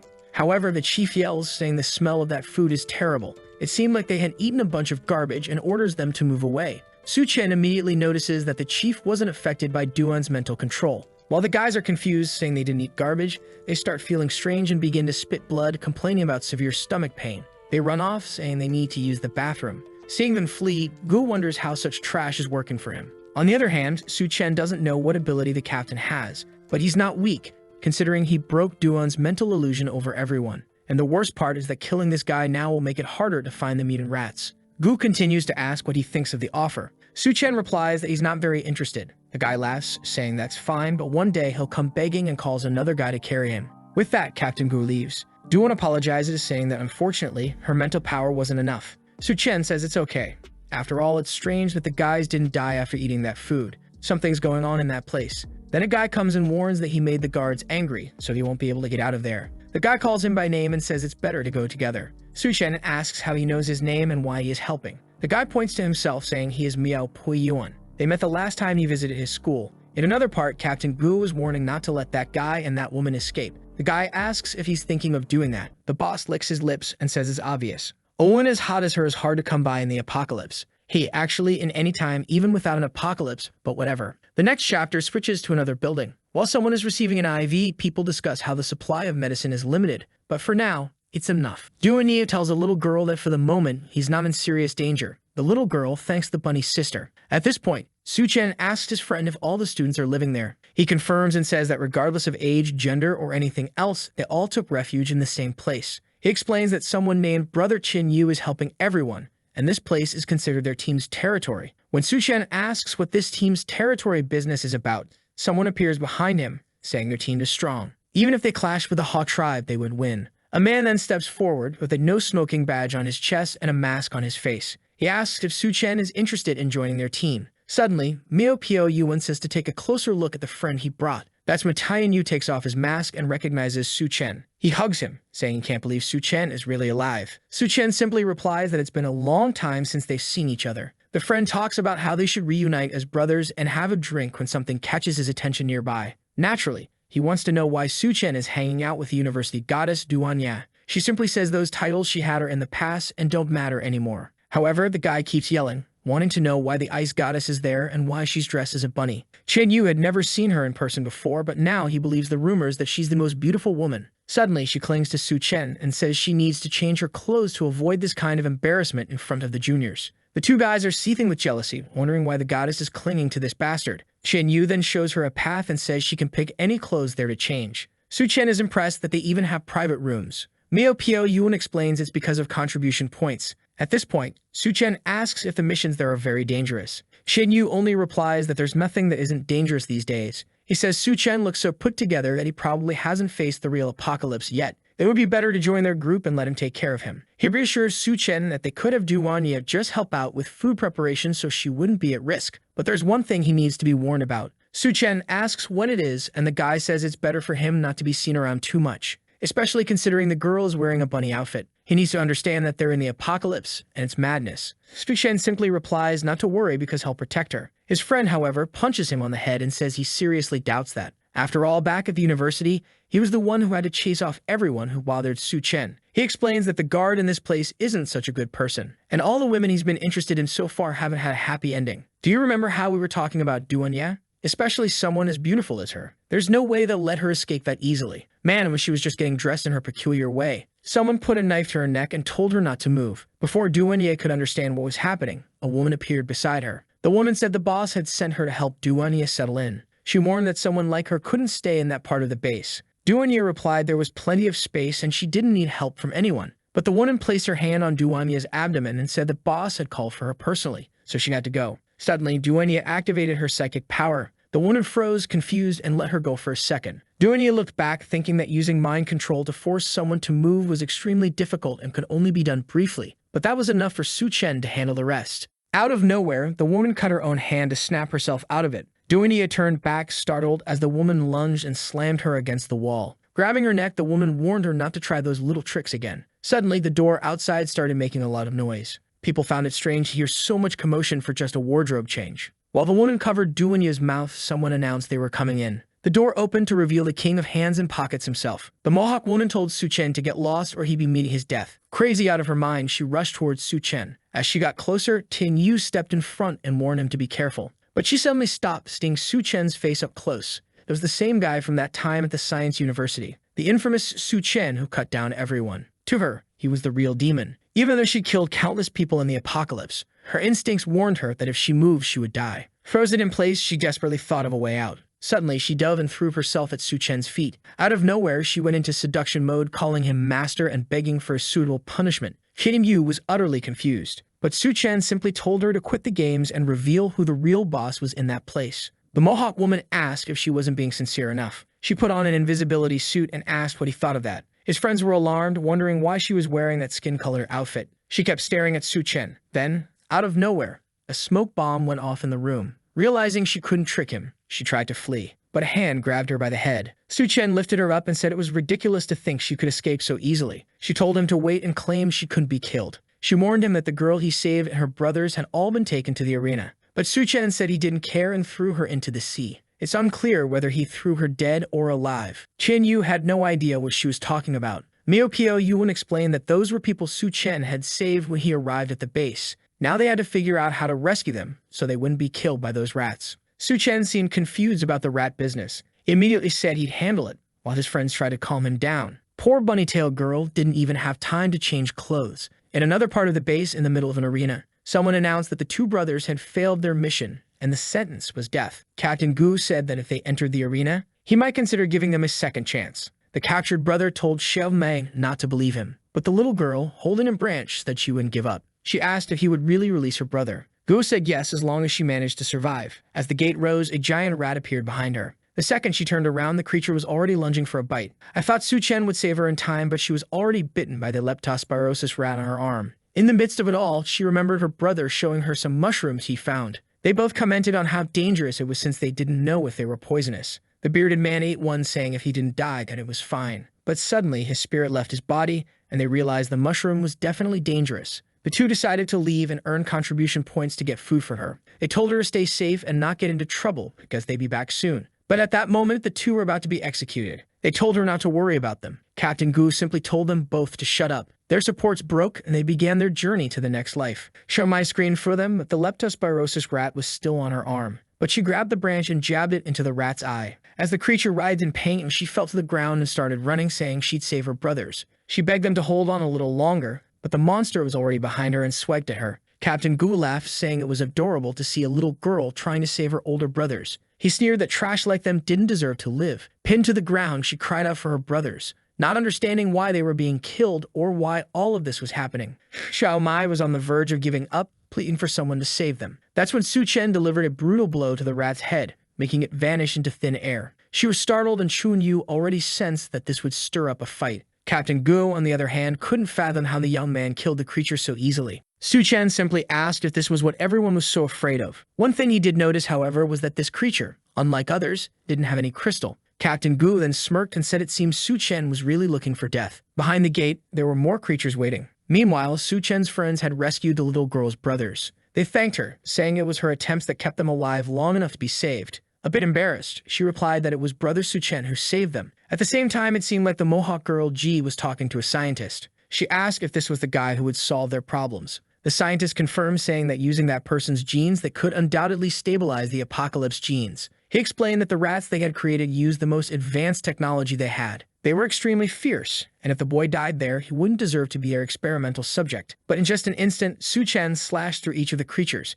The bearded man and the brother couldn't believe how easily he killed them. Captain Gu began to realize the boy was far more complex than he had anticipated. Su Chen, however, remained puzzled about why these creatures didn't have any crystals. Suddenly, a cough came from the loudspeaker. Someone called for the attention of the entire base. It was the scientist who announced that the man in the middle of the arena was the perfect material they needed for their experiments. He ordered Captain Gu and Qian Yu to capture him. The big man smirked and said that now the boss had spoken, the boy's end had come. Finally, the scientist added that it didn't matter whether Su Chen was captured dead or alive. Miao Piao Yuan told Duan Ya that it would be best for them to escape because everyone was about to die. But she replied that she wouldn't leave as long as Su Chen was still there. Captain Gu then mentioned that he was certain Qian Yu was friends with Su Chen, but he reminded Qian Yu that they were only surviving the apocalypse because of the boss, so he advised him to choose the right side. Su Chen looked at Qian Yu and asked what the big guy was talking about. Qian Yu explained that the scientist speaking was Liu Hyun. Since the beginning of the apocalypse, he had created a drug that made people stronger. That's how he managed to take control of the entire university. The problem was that the drug essentially traded health and lifespan for strength. As soon as they stopped taking it, they became weaker than regular people.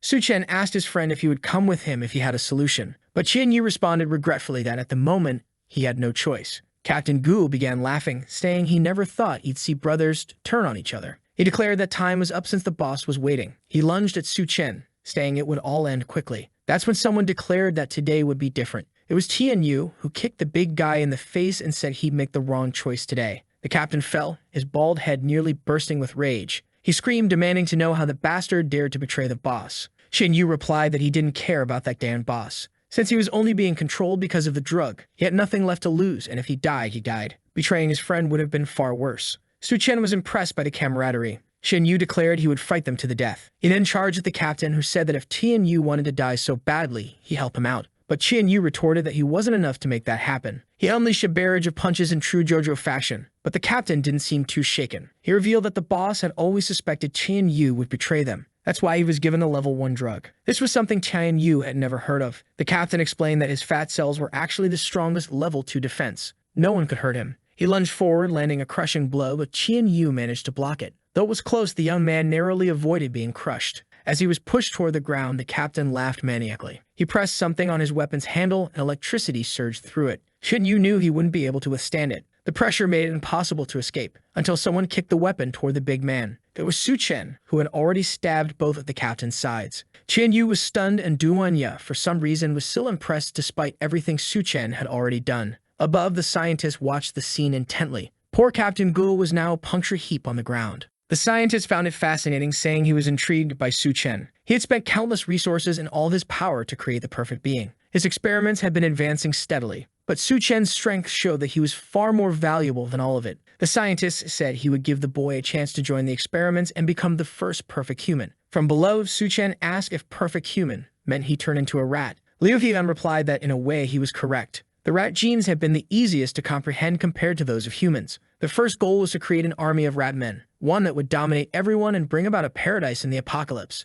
Like me, Su Chen thought this was the dumbest idea he'd ever heard. Liu Hyun didn't seem pleased with his reaction. As Ji aimed at him, Liu Hyun said that if Su Chen didn't understand evolution, he would show him the way. She fired her shot. Su Chen dodged, but the bullet struck Captain Gu in the chest. Suddenly, Gu's body began mutating, and everyone watched in horror. Duan wanted to know what kind of experiments these scientists were conducting. As Gu transformed, the scientist explained that the man was a sumo fighter. He had undergone genetic modifications to turn his fat cells into a type of armor. Now that he received the level 3 drug, both his regeneration and strength had increased. Heian explained to Su Chen that he had no chance now and asked if he finally saw the grandeur of evolution. Su Chen, however, raised a single finger and said Heian was merely turning people into monsters, nothing more. Liu Hyun called him ignorant and ordered his men to kill Su Chen and extract his genes. Captain Gu prepared to attack while Su Chen stood there observing. The man transformed into a rolling Sonic-like ball and charged at him. Duan, ever the cautious one, yelled for Su Chen to be careful.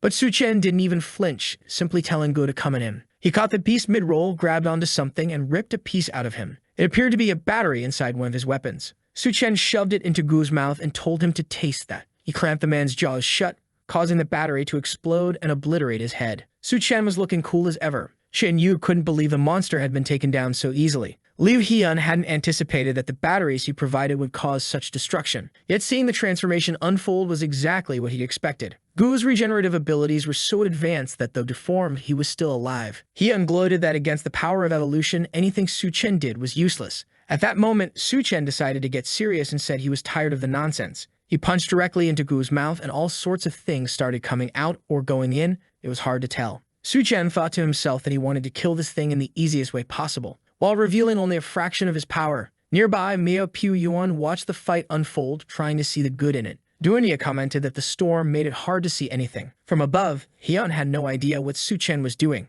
Su Chen raised a smoke barrier so no one could see him using his powers. He admitted that the scientist's research was impressive, considering the regeneration. But he began pulling out materials, saying it was a shame that this wasn't just a storage area. He pulled out chunks of buildings and beams, saying he was well prepared for this. These were his secret weapons for dealing with regenerators. The onlookers heard the impacts, wondering what all the commotion was about. Heian still had no clue what Su Chen was doing. As the smoke cleared, Su Chen stood there looking cool as ever, posing like he was in a photo shoot. Everyone stared in disbelief. On top of Gu was a pile of cement and iron. Heian cursed Su Chen, yelling that someone needed to get the pile of junk off the captain. He ordered Su Chen's group to look around and realize they were surrounded by creatures. But Su Chen merely replied that it was perfect because he didn't plan on letting anyone leave alive. Duan and the group were terrified, seeing that they were indeed surrounded. Suddenly, many of the people from the lab began transforming into the so-called rat men. Su Chen knew that as long as he didn't deal with the scientist above, it wouldn't end. He told the group that while he chased after Hyun, they would have to handle the situation. Duan remembered his warning that if she wasn't useful, he'd abandon her.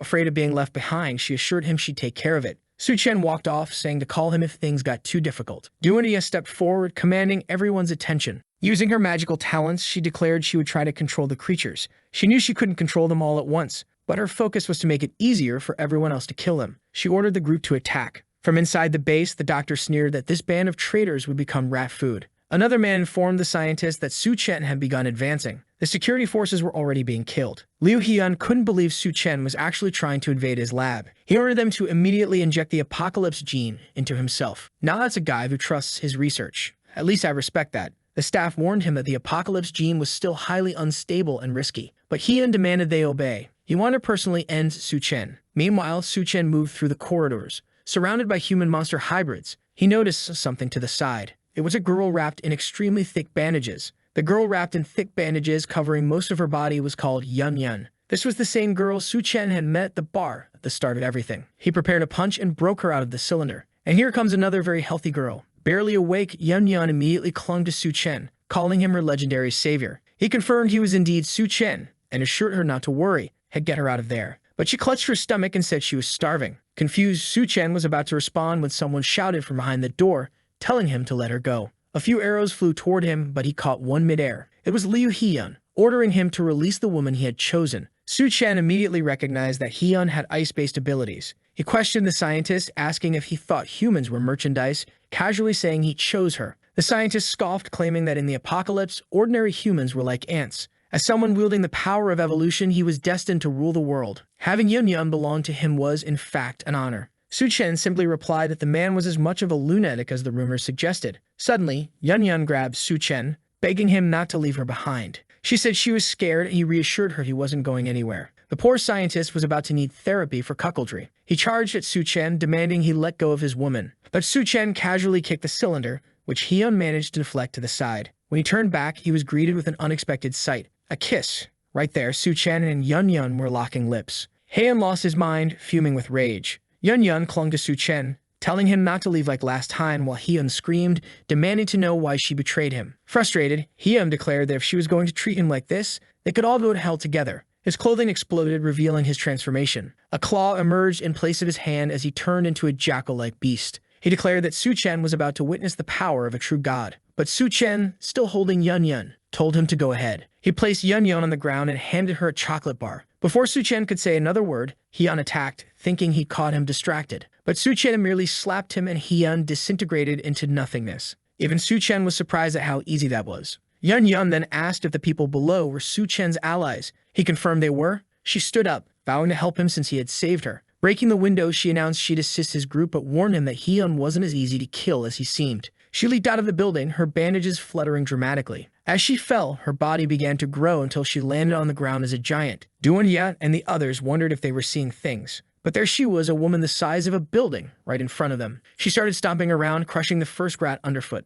Lifting her foot, she asked if these were the results of Hyun's experiments. More rats swarmed out of the base, biting the group. It became clear that Yun had a deep fear of rats. Tears streaming, she tried to stomp them all. From above, Su Chen observed the chaos. As he suspected, Yun's powers were formidable. But the blood on the ground began to transform into new rats. They scurried towards Su Chen, climbing all over him. It was clear that Hyun wasn't as easy to kill as it had seemed. The rats completely enveloped him, and then suddenly, a hand emerged from Su Chen's head. It seemed Hyun had taken control of his body. Looking at his own hand, Hyun marveled that he had found an immortal body. Below, the rats all stopped moving at once. They turned to face the building where Hyun now resided. Yu wondered aloud if this was the infamous rat king he heard about. The entire army turned and knelt before him. Meanwhile, Yun picked up a chair and started smashing everything in sight. She demanded to know where Su Chen was. Hyun coldly replied that Su Chen was already dead. He added that Yun's betrayal meant she would die too. The rats swarmed Yun, biting her arms. Duanya and the others tried to fight back, but the army was too vast. Yun collapsed, being overwhelmed and devoured. Hyun celebrated, claiming his army was perfect. But then Su Chen's hand burst through Hyun's chest. He commented that it had taken some time to find the crystal. Hyun, bewildered, asked how Su Chen was still alive after being completely devoured. Su Chen simply tore him in half and stepped out from his remains. As Hyun gasped, saying it was impossible, Su Chen held the crystal in his hand, declaring that the core now belonged to him. But more and more rats emerged from the sewers, swarming and attacking everyone. Yu warned that at this rate, none of them would make it out alive. The bearded man tried to block an entrance, but a rat grabbed his leg. Before he could react, he was slammed to the ground and dragged into the sewer. Yu shouted for his brother, but the man told them to forget about him and focus on surviving. He was dragged into the darkness, the rats sealing the entrance behind him. The former ally of Captain Guo realized it was impossible to save him. Yu noted that there were far too many creatures for them to handle. Mio Pyuhyun's body was also reaching its limit. The effects of the drug he'd taken were wearing off, leaving him too weak to attack. Meanwhile, Yun's stomach was growling. She needed food to maintain her giant form. While Duanya was already exhausted from using her powers repeatedly,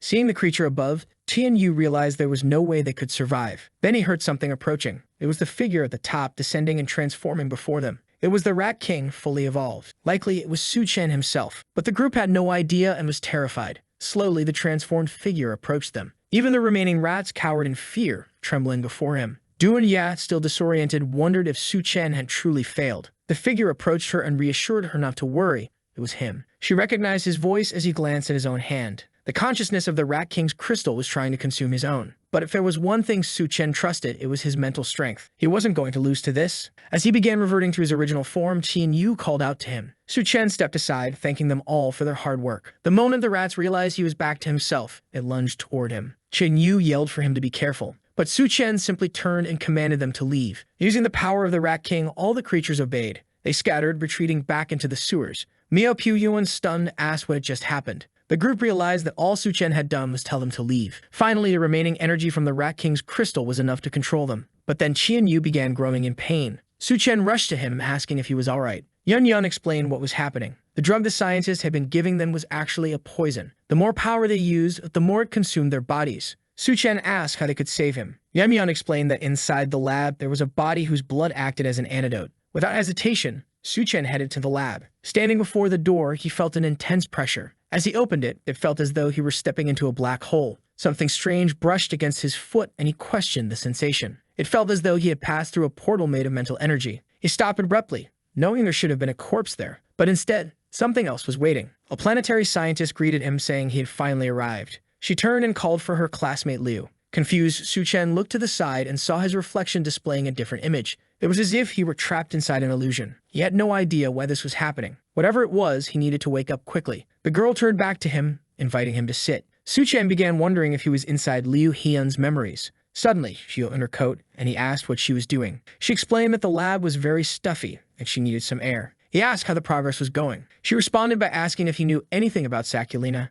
a parasitic organism typically found in crabs. She explained that it was one of the most fascinating parasites because rather than killing its host, it lived symbiotically with it and even protected it. She massaged his shoulders, marveling at the concept. Placing a hand on his abdomen, she remarked that she never imagined her classmate Liu was so smart and had such a good physique. He smirked, asking if she really thought so. But as the scene shifted, it became clear she wasn't in the lab for experiments. She admitted she was more interested in theoretical lessons. The anatomical research began, but she suddenly commented on the strange state of the moon. The sun had become unexpectedly hot. They closed the curtains, and some time later, they were on the floor, wondering when it would all end. Supplies were running low, and she lamented that at this rate they wouldn't last long. Time passed, and Liu Hyun had transformed, furious with her for stealing his supplies. She apologized, saying she had been so hungry she couldn't resist. But he picked up a knife, claiming that the nutrients probably hadn't been digested yet. What followed was chaos in the lab. After extracting what little food remained, he fed her to the rats. As he continued experimenting, he noticed they were becoming more aggressive. Interestingly, a substance derived from her blood neutralized the rats' rage. But the most shocking part was that she was still alive, continuously mutating. She was the perfect subject for his research.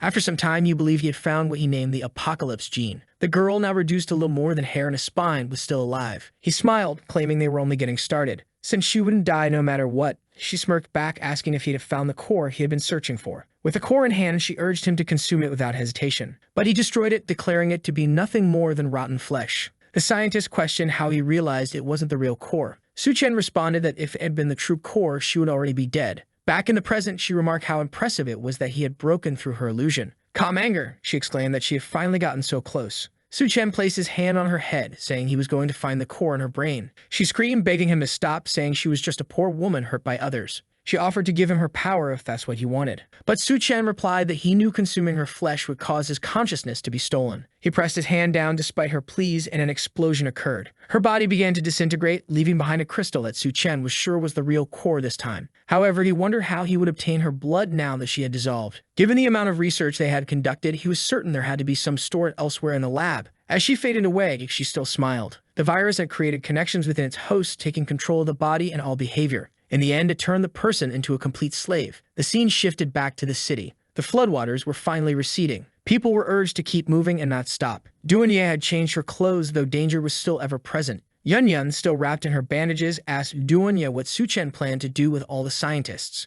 Duanya explained that the base was overrun with rat men and no longer livable. Since medical students were crucial in the apocalypse, Su-chen planned to move them to a safe zone. When Yun said she wanted to meet Su-chen, Duanya grabbed her arm, refusing to allow it, warning that as long as she was with them, she better obey. A flashback revealed a brief memory of Duanya with Su-chen. There wasn't much need for explanation, just him pinching her cheek and giving her a kiss. Duanya described it as a stormy night, a euphemism, no doubt. Angrily, she wondered if all this aggression came from the excessive crystals Su-chen had consumed. Su-chen understood that bacteria, plants, and other life forms had undergone mutations due to the flood. This was why medical professionals were among the most valuable resources at the moment. It was time for him to establish a safe zone to secure future strength. Additionally, they could begin producing a recovery serum thanks to Yun's research. He had, of course, stored all the lab materials in his subspace. The Rat King's crystal not only boosted his berserker strength, but also his physical power. It had even granted him ice abilities. Though he could only produce small crystals for now,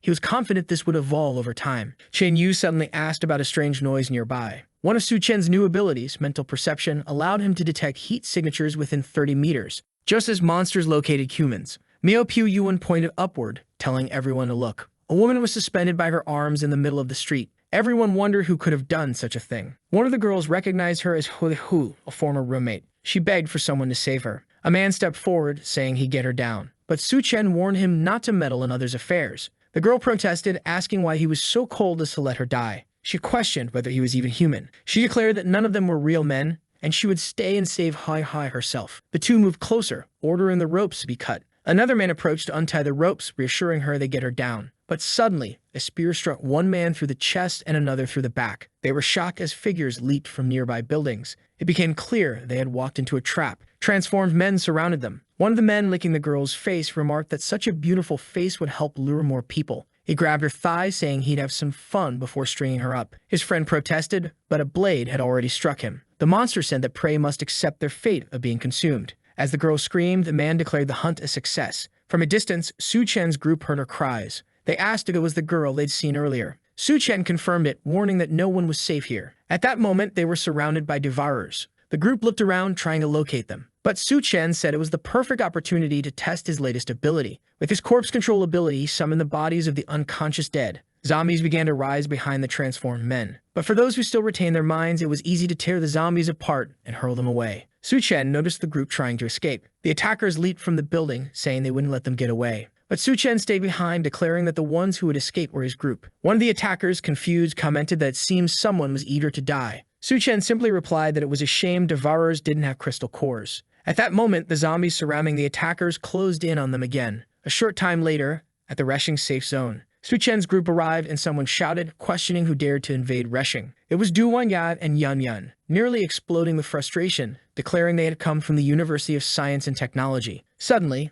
a man wielding an axe leaped down in front of them. He glared at the women, warning that no trash was allowed in this place and they should leave. Duania activated her power, demanding to know who gave him the authority to deny her entry. The man seemed affected but struck his own head, smirking that she had a few tricks. He lunged at her, calling her useless garbage. Xiaofeng intervened, raising his hand to stop him. He addressed Captain Su, saying these people were only seeking refuge and there was no need to attack them. The man argued that ordinary people couldn't survive the devourer-infested areas, so they must be infiltrators. At that moment, Su Chen stepped forward, stating that if that was their attitude, he would have to take these numerous doctors to another safe zone. Hearing about a group of doctors, the axe-wielding man's demeanor shifted to excitement, as doctors were a rare and critical resource for survival. Xiaofeng recognized Su Chen and turned to the captain, assuring him that he knew these people and they were not allied with the devourers. In the background, others urged the captain to accept the group since they had so many doctors. Reluctantly, the captain agreed, but he warned Xiaofeng that if these doctors failed to help anyone, Xiaofeng would bear the consequences. Inside the base, as they walked through the base, Xiaofeng apologized to Su Chen, explaining that the captain had been irritable lately. He added that the doctors had arrived just in time as they had some strange patients urgently needing treatment. They removed a cloth covering a girl's body, revealing her covered in strange mushrooms. Yun Yun, confused, asked what was happening. Xiaofeng explained that no matter how many times they cut the mushrooms, they grew back, leaving the girl weaker and weaker. Su Chen explained that after the floods, plants had also begun mutating. This was likely a fungal mutation that had adapted to humans. Duanyi remarked that the girl was being used as a nutrient source. Yun Yun volunteered to inform the others so they could start developing a treatment. Su Chen realized this was only the beginning of plant evolution. Soon, plants would reach the point of actively attacking humans. At that moment, devourer tribes would seize the opportunity to use people as a form of livestock. This was why Su Chen needed to establish a secure zone and prepare before it was too late. Chaos in the base. In the middle of the base, a man driving a car recklessly mowed people down. Bystanders warned others to stay out of the young lord's way. He fired his gun wildly, shouting for the peasants to move aside. Su Chen, witnessing the scene, questioned why no one was stopping him. Xiaofeng explained that the base's main teams had disbanded. Su Chen asked if it was due to the influx of chaotic refugees. Xiaofeng confirmed, adding that the young lord was the son of a city leader and had been doing as he pleased since the beginning. No one could expel him, which was why the base struggled to function. The young lord spotted the newcomers and, delighted, maneuvered his car toward them. He stopped in front of Yun Yun, inviting her to join him for food and fun. Yun Yun stood up, claiming she was starving and needed him to carry her. The young lord grinned, thrilled to oblige. Xiaofeng warned Zhang he not to touch her, but the young lord spread his arms, saying he was ready for her. Yun Yun smiled mischievously, telling him to prepare himself. She jumped, stepped on the car's wheel, and launched herself into the air. The young lord, hearts practically popping out of his eyes, eagerly anticipated his fun. But then Yun Yun activated her ability, growing massive in size. He barely managed to dive aside as her enormous form crashed down, completely crushing the car. Yun Yun landed awkwardly, sprawled on the ground, but the car was utterly destroyed. Captain Su looked on, bewildered, as Bai Kang arrived, demanding to know what all the commotion was about. The young lord, though he escaped, had his legs completely crushed. Yun Yun stepped on the remnants of his legs, mockingly saying he had his chance to enjoy himself but couldn't handle her. His friends approached, ordering her to be dealt with for injuring him. Duanya stepped in, asserting they wouldn't succeed. She activated her mental control, and the men muttered that the young lord was delusional. They claimed he had fallen from the car and broken his legs on his own. Zhang He, furious, accused everyone of conspiring against him and called out for his father to handle the situation. Captain Su, amused, remarked that it would be interesting to see how this unfolded. Suddenly, a convoy arrived, surrounding a vehicle. Xiaofeng seemed nervous, realizing Zhang He had actually summoned the city's lord. A portly man with a mustache stepped out, demanding to know what had happened to his son. Xiaofeng tried to defend the group, explaining that they had brought a team full of doctors, but the young master was just causing trouble. However, the boy on the ground accused them of breaking his leg. To everyone's surprise, his father slapped him across the face. The lord scolded his son, reminding him that he had ordered everyone entering the base to be treated with respect. He declared that his plan during the apocalypse was to turn this place into a symbol of hope. The crowd seemed moved, realizing the lord didn't appear to be as bad as they had thought. He continued his speech, inviting everyone to help build this dream alongside him. They would provide the best food and the most generous conditions possible. Xiaofeng called for Su Chen and told the group they were welcome to stay. But when they turned to look for Su Chen, he had already disappeared. Around a campfire in the forest, someone asked why they weren't staying in the city. Du and Ya, skeptical, wondered if the lord wouldn't seek revenge for his son's broken leg. Yun Yun chimed in, suggesting they all sleep together in the forest that night. She teasingly told Duanya it was her first time and she need help falling asleep. Duanya simply replied that she might not even be able to sleep tonight. Confused, Yun Yun asked where all this energy was coming from. Su Chen interrupted, telling them to stop imagining things as someone was approaching. A group hidden behind the trees emerged, armed, asking if they really thought they'd get away with breaking the young master's leg. Su Chen explained that he had handled it that way because he didn't want to destroy the entire city. Two men stepped forward, laughing at the absurdity of his claim. One of them stopped laughing when he was instantly vaporized by a single punch. The bald man panicked and ordered his group to open fire. But in the blink of an eye, Su Chen darted through them, leaving cuts across their chests. Pointing his sword at the bald man, Su Chen warned him to speak quickly if he wanted to live. The man revealed a secret. The city lord had a deal with the nearby devourers. He handed over refugees from the base in exchange for food. Yun Yun, enraged, struck the bald man on the head, demanding how he could be complicit in such a thing. He explained it was all part of the lord's plan. At that moment, a devourer appeared, grabbing one of the men by the neck. It declared the next food delivery would be at the gates before dawn. As for now, the man was today's meal. With a horrifying bite, the devourer tore into the man's neck and spine. The bald man added that the city lord assigned people to guard the gates, but only to ensure they were the next to be eaten by the devourers. The guards were merely a facade. Begging for his life, the bald man pleaded with Su Chen to let him go. Su Chen, however, remarked there was still something he needed help with. Bait for the devourers. The scene shifted to the bald man tied to a rope among the devourers, screaming for help. Devourers approached, questioning who had tied him there. One of them dismissed the question and suggested they simply eat him. When the bald man tried to reveal who had set him up, a devourer punched him in the stomach, declaring him the next meal. Suddenly, a giant figure loomed over them, chastising the devourer for breaking her new toy. It was Yun Yun who grabbed one of the devourers, announcing that he would be next. From the top of a nearby building, someone took aim at the devourers. Su Chen warned the group that these creatures had heads so tough even bullets wouldn't penetrate. Someone fired a sniper shot to test this claim. 3 bullets hit a devourer's head in rapid succession, causing it to explode. Another devourer struggled to break free from Yun Yun's grip, but Su Chen dispatched another from behind. As Su Chen turned, he punched yet another devourer, causing it to explode. In an abandoned mansion, after the night's hunt, the group settled in an old mansion. Su Chen prepared a bed, and Duanya questioned why he was so intent on securing that specific base. She suggested they could establish a safe zone elsewhere instead of getting involved in so many conflicts. Su Chen explained he couldn't afford to waste time. He needed someone like He Sheng to manage the base for him. Yun Yun appeared, asking why they had started without her. She had changed clothes, though ironically, her new outfit seemed even skimpier than her usual one. It was easy to imagine what would happen next. Meanwhile, back in the city lord Zhang learned that the bald man had been killed, assuming it was the devourer's doing. Meeting with the devourer leader, Zhang was informed that while one of their men had been injured, the devourers had lost 3 warriors. As compensation, the city would need to send twice as many people. If they didn't, the deal would be terminated. The portly lord initially wanted to refuse, but Zhang immediately agreed. At that moment, Su Chen appeared, mocking the lord for selling people's lives without even negotiating. Shocked, the group asked how Su Chen had gotten there. He replied he had simply followed the trail of the devourers. The devourers immediately suspected Su Chen of killing their men. Their leader expressed disbelief that he could have taken down 3 of them. Su Chen had made the mistake of entering the base, giving the city lord Zhang the opportunity to flee, thinking Su Chen would die there anyway. The scene then shifts back to Yisheng's base. The leader shouted to everyone that they had a traitor among them. The people asked who it was. He pointed at Su Chen's group, accusing them of being frauds. He claimed there were no real doctors among them and that they were just trying to steal resources from the refugees. But just as the crowd began shouting for the group to be killed, a blonde man appeared. He said he knew Su Chen very well and was certain the people he brought were not a problem. Lord Zhang questioned Gao Yue, asking how he could be so sure that they weren't traitors. At that moment, someone appeared atop a building, saying they could prove it. The Lord looked up, shocked to see who it was, asking how he was still alive. Su Chen stood there, holding the body of one of the devourers. He demanded the Lord explain himself. The people were terrified, realizing that if the leader was there, it meant the entire devourer clan had been killed. Su Chen then told the leader that if he didn't reveal the truth to everyone, he would die. The man started shouting to everyone, confessing that Lord Zhang had been making deals with the devourers. He admitted that people from the city were sold in exchange for the supplies others consumed there. Zhang tried to defend himself, claiming it was all a lie and that Su Chen was the one working with the devourers. But Gao Yue approached Zhang, punched him in the face, and called him a monster. Suddenly, Zhang's expression changed and he confessed it was true. He explained that in the apocalypse, supplies were already in the devourers' hands. The remaining humans were merely waiting to fall into their traps. He justified his actions, saying that as long as a few worthless lives were sacrificed, good people could continue surviving. Out of nowhere, Su Chen punched Zhang in the face, calling him a coward for thinking that way. He then called out to General Gao, extending his hand, saying that together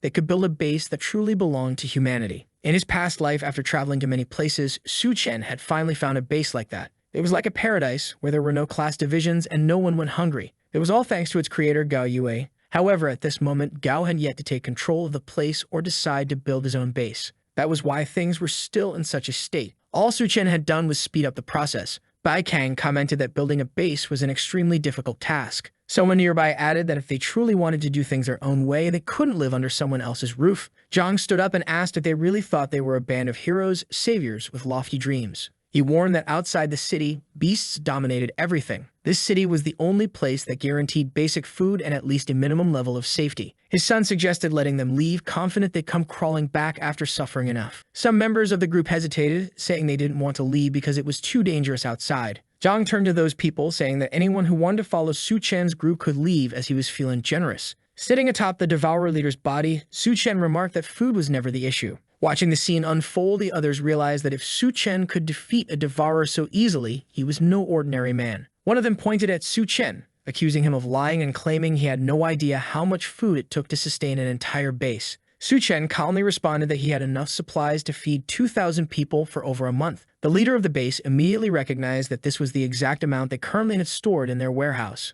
So where would this boy get all that? In another part of the city, Yun Yun knelt at Su Chen's feet, mockingly asking since when Su Chen had become so generous. The poor guy had been crushed in such a cruel way. Duanyi remarked that Su Chen had actually stolen all the resources. She was aiming a sniper rifle at the people below, while Yun Yun complained that she was starving again. They both informed Su Chen that they were ready. The protagonist turned to General Gao and told him to make his decision. The general declared that this base had neither food nor security, and on top of that, they were being sold to the devourers. In the end, the humans there were nothing more than livestock. He proclaimed he wouldn't stay there another day and would accept Su Chen's offer. Raising his arms, Gao Yue called on everyone who trusted him to step forward. The soldiers, loyal to General Gao, were the first to move, and soon a large portion of the group followed him. Lord Zhang watched in disbelief, wondering why he was being abandoned. He shouted that he was the lord of the city and everyone should remain loyal to him until the end. But the army was already standing behind Gao, ready to leave. Zhang lost his composure, screaming that no one was leaving without his permission. The soldiers all raised their weapons at him. Then Zhang's son, still seated in his chair, began firing, blaming Su Chen for his condition. Su Chen dodged a bullet that grazed his cheek and commented that the boy clearly wanted to die. He charged at Zhang's son, grabbing him by the neck. He turned to Lord Zhang and demanded he order everyone to lower their weapons, or his son would die right there. After a moment of hesitation, Zhang told everyone to stop aiming at Su Chen. Su Chen turned to Gao, instructing him to lead the people away, saying he would handle the rest. Hearing this, Zhang turned to Su Chen and said that once the refugees were gone, he should release his son and everyone would leave alive. However, on a rooftop, a sniper had taken aim. Su Chen relayed the sniper's location to Duanya. Her sharp aim took care of him in one shot. As soon as Zhang heard the gunshot, he realized his plan had failed. Su Chen grabbed Zhang's son and tossed him back, stating he would fulfill his part of the deal. But Su Chen asked one final question. What does human flesh taste like? Zhang, confused, pulled his son closer to check what had happened. That's when he realized Su Chen had placed a grenade in his son's mouth. With an explosion, both were blown apart, leaving only Zhang holding a severed arm. In the end, Zhang was also revealed to be a devourer. He vowed to kill Su Chen. The two women approached Su Chen, telling him they could leave now. Su Chen knew Zhang was a devourer from his previous life, but for now, to avoid harming the other survivors, he warned Zhang that next time he wouldn't be so lucky. In another part of the city, while observing a building, someone mentioned that this was the place Su Chen had said held supplies. It was Sun and his army, whose mission was to eliminate the devourers and bring back the resources to their base. But as soon as Sun's troops entered, they were shocked. The devourers in that place were already dead. Shortly after, they had loaded their trucks with the supplies the devourers had been hoarding. Sun celebrated the success, but was also confused, wondering why the trip had been such a waste of the entire army's time. Someone mentioned hearing that Su Chen had received an important mission. Sun began to wonder about that handsome boy and what he was really up to. Why is he trying to compete with him? At an antenna in another part of the city, Yun Yun asked Duan why that idiot captain had returned yet. Duan told her not to worry, saying that Su Chen had already killed the devourers in that area, so the others would survive. Yun Yun replied that they would still need to stay for the soldiers to deliver supplies to the survivors. At that moment, Duan noticed the truck arriving, but she commented that it would be difficult to use mental powers to hide Yun Yun entirely. Sun introduced himself to Gao Yui and informed him that the resources had been collected. The captain asked if it was true about the supplies. Sun confirmed, saying Su Chen hadn't deceived them and had gathered enough to save everyone. Gao Yui praised Su Chen as a savior, but Sun dismissed him, saying he was just a pretty boy tricking people. Suddenly, another man in a gray shirt appeared. Sun informed the general that they had detected another devourer tribe near the southern hospital. Captain Sun saw this as the perfect opportunity to show everyone who the real savior was. In another part of the city, someone asked if they were really going to attack the military base. Bai Kang said the base surely had important resources, but so many people had died there, it was likely a trap for the mutants. Su Chen told them not to worry and to just take him there. He'd handle the rest. Bai Kang replied that they'd need a car, and that the place might still be submerged. Su Chen said getting a vehicle was easy, and one appeared right in front of them. Before they could process what happened, he got in and told them to move quickly. The car sped through the city. Elsewhere, a group of men was trying to drain water from a location, but no matter how much they pumped, the place wouldn't empty. A transformed man with a bandana ordered them to bring some useless items to use as bait for the creatures. The items turned out to be humans, who were thrown into the river. The man with the bandana said the aquatic ghouls would now be busy, making it the perfect chance for them to be rewarded with one of the Lord's women. One of the men stepped forward, saying he wanted food along with a woman. Priorities right, survival first. This submerged base was where Su Chen and his group were heading. Xiao Feng mentioned that the army likely already knew about the ammunition and weaponry stored there. Bai Kang told Su Chen to follow her, as she knew an easier underwater path to the base. They began swimming toward the depths of the base, but something caught Bai Kang's attention. Looking to the side, she saw a multitude of eyes watching her. Startled, she tried to cover her mouth but ran out of air. Su Chen grabbed her arm and told her not to be afraid. He pulled her close and shared some oxygen with her. But when he looked around, the ghouls were already approaching. Su Chen pulled her closer, and she instinctively clung to him. However, when she glanced behind him, she was confused about what was happening. Seeing Su Chen's eyes, she wondered if it was some kind of power he had. Holding her by the waist, he told the creatures to prepare for the hunt. Strangely, some of the creatures started breaking free from the illusion and attacked him. He easily blocked the attacks and told the others to head straight into the base. Taking the opportunity, they swam forward and managed to emerge from the water. Both were shaken, wondering how a human could control the ghouls. Su Chen emerged from the water holding a white core in his hand. He commented that the chances of finding anything worthwhile there were very low. Bai Kang, however, seemed impressed, saying something like that was extremely rare. Xiao Feng knew that the white core didn't grant abilities but could significantly strengthen a person. Nearby, what looked like a golden tabby cat suddenly jumped, snatched the core from Su Chen's hand, and darted off through the group. Bai Kang remarked that the base used to employ cats to control rats, and it seemed this one had survived but ended up trapped here. Still, it was remarkable that the cat had actually stolen something from Su Chen's hand. With a sinister look on his face, Su Chen offered the cat a fish snack, asking if they could trade. But the quick little feline snatched the food and bolted to the end of the tunnel. Now visibly annoyed at being robbed by a cat twice, Su Chen muttered that nothing surviving the apocalypse could be normal. A little later, they found the generator and managed to turn on some of the lights. Su Chen explained that before the floods, some survivors had managed to flee the base, but he was certain they hadn't had time to remove all the resources. When they reached the warehouse, they found an arsenal sufficient to arm about 500 people. Xiao Feng noted that if they found a tank, they could equip up to 1,000. The little cat was lounging nearby while the group discussed the biggest problem, how to transport everything. Bai Kang pointed out that the people on the other side of the river would arrive soon, so they wouldn't have time to take it all. Su Chen scanned the entire area but seemed tense. Just then, Xiaofeng announced that he had found a tank, but he was being followed by a deformed monster. The group froze as the creature, with what looked like a bazooka mounted on its head, fired a shot that narrowly missed the tank. Xiaofeng warned that if an explosion happened in a warehouse like this, everything would be lost. Realizing there was no time to explain, Su Chen activated his subspace ability. The entire warehouse began disappearing. Bai Kang immediately recognized this as Su Chen's ability. The little cat perched nearby might have been sucked in as well. It was hard to tell. Within seconds, the warehouse was completely empty. Xiaofeng jokingly asked if Su Chen could store the monster too. Su Chen explained that living things couldn't be stored in subspace. Bai Kang suggested distracting the monster so Su Chen and Xiaofeng could escape. But Su Chen pulled her back despite her insistence. She argued that since he had the warehouse ability, it was more important for him to survive. The creature prepared another shot as Su Chen leaped and dodged. Still confident, Bai Kang continued to insist, but Su Chen told her to stop interfering and joined Xiaofeng, assuring her he would kill the beast. Reluctantly, she ran off, warning him not to die. The monster and Su Chen were now face to face. Even in his past life, Su Chen couldn't recall seeing anything like it. But to him, it was irrelevant. He was only here for the core. Outside the base, the rest of the group was looking back, hearing strange noises. One of the men told the leader that something was clearly happening inside. The water level was rapidly dropping, likely because the explosion had created a breach. The leader realized someone had entered the base before them. As he began giving orders, the group became distracted, mentioning their craving for rabbit meat. A peculiar little creature, not the least bit friendly, was lurking behind the bushes, and they were eager to catch it. But it would have been wiser to run. The leader remarked that the rabbit seemed to be smiling strangely. Suddenly, the creature began cackling. The group froze in shock as a shadow fell over them. The leader was startled, and the next scene showed him grinning just like the rabbit. Meanwhile, at the lower part of the base, Su Chen landed a punch on the monster's arm. The creature aimed to fire again, but Su Chen dodged. He began to realize that, as expected, a boss of this level had skin as tough as steel. Even Su Chen's hand turned red from the impact of his punch. The beast was incredibly resilient. The creature attempted to crush him with its palm, but Su Chen narrowly escaped. He noticed that the vines attacking him were brain parasites. The problem arose when, during the next attack, the creature caught him. The vines dragged him in front of the cannon, which prepared to fire. With no choice, Su Chen dove into his subspace, realizing this fight would be far more difficult than he had anticipated. Once inside, he was greeted by the little cat. Noticing the creature's golden aura, Su Chen warned it to stay back or it might be killed. The cat appeared to try communicating something. Su Chen began to suspect it was a mutant beast much smarter than he had initially thought.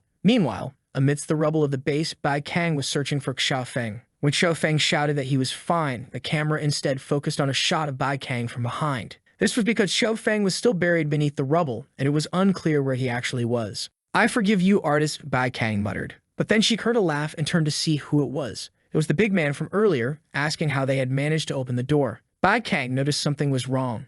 Everyone was smiling in a strange, eerie way. Suddenly, the leader lunged at her. Back in the subspace, the cat began transforming, growing gigantic in front of Su Chen. Su Chen was baffled at how the creature was growing so rapidly. With no choice, he removed the monster from the subspace, placing it face to face with the vine-covered beast. Su Chen quipped about the old saying, "Two tigers cannot share the same mountain." Standing next to the cat, he realized it had likely stolen the crystal to lure him there. He stared at the feline, surmising it had wanted his help against this monster. Before he could respond, the cat grabbed his back, clearly preparing for something. Su Chen climbed onto its back, declaring that now they would fight together. The cat, judging by its expression, wasn't thrilled with the idea, but there was no time to hesitate as the other creature lunged for a bite. The cat's expression shifted and it lashed out with a swipe, leaving a cut on the monster. However, even the cat's claws didn't seem to cause much damage. Su Chen instructed the cat to maintain its distance while he approached the vines, leaving the rest to him. The cat dodged several attacks, one of which struck the ground and caused water to start leaking in. It continued evading despite the vines relentlessly closing in. Finally, Su Chen found an opening and launched himself at the monster. He landed a powerful punch directly on its head, sending it crashing to the ground.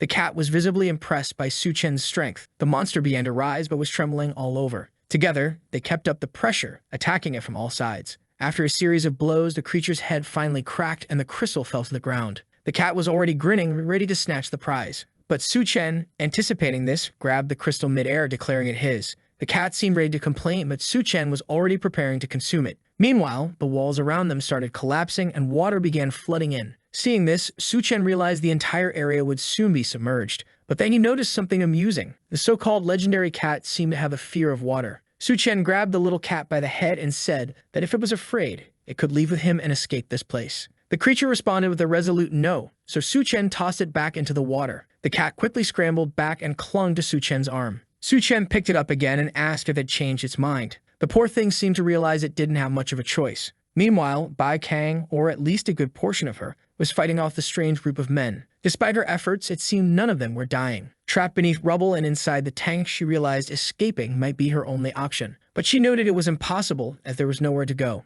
That's when she spotted the strange rabbit-like creature. Vines were sprouting from it, controlling everyone around and draining their energy. The rabbit approached her from the front while vines crept up behind her.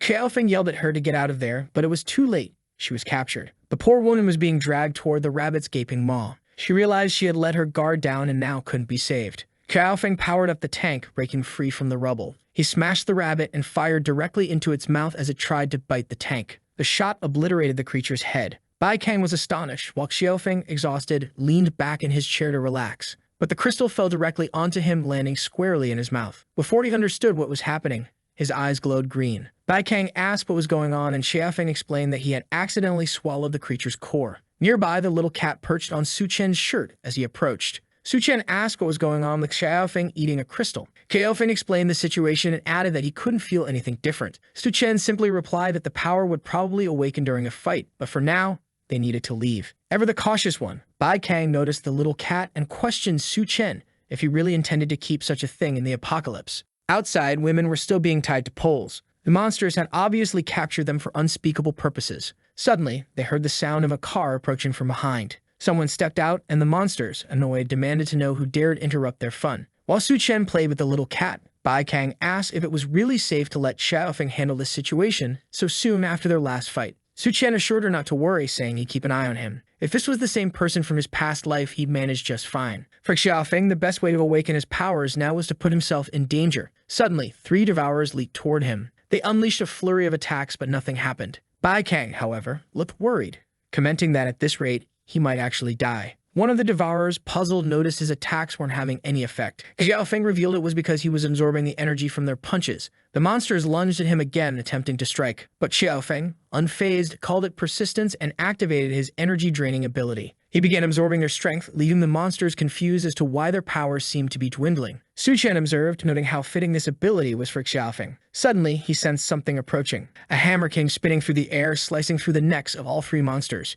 Xiaofeng was startled as the weapon landed in someone's hand. It was Captain Sun. Some remarked that he had barely managed to save Xiaofeng in time. Had he arrived a moment later, everyone would have been dead. As payment for his help, Sun demanded they hand over some food. Xiaofeng immediately started to protest. However, Su Chen told Xiaofeng not to do anything rash. He suggested they just take some food from the car and hand it over to Captain Sun. He pulled out a box from the car and said that in the apocalypse, options were limited. He handed over several boxes of food, jokingly telling Sun that this was truly delicious. Before Sun could complain, Su Chen sped off in the car. One of Sun's men asked why he didn't take the opportunity to kill Xiaofeng. Sun explained that he had tried but missed the attack. The man kept provoking Sun, accusing him of trusting these newcomers more than those who had been with the group for a long time. In the car, Su Chen asked Xiaofeng if Sun had something personal against him. Xiaofeng replied that Sun had always been like that and told Su Chen not to stress about it. But the truth was, when the axe had flown, Su Chen had thrown a rock to change its trajectory. If it wasn't personal, it showed that Sun had some kind of ulterior motive. Su Chen suspected that Sun was likely trying to form a separate faction within the base,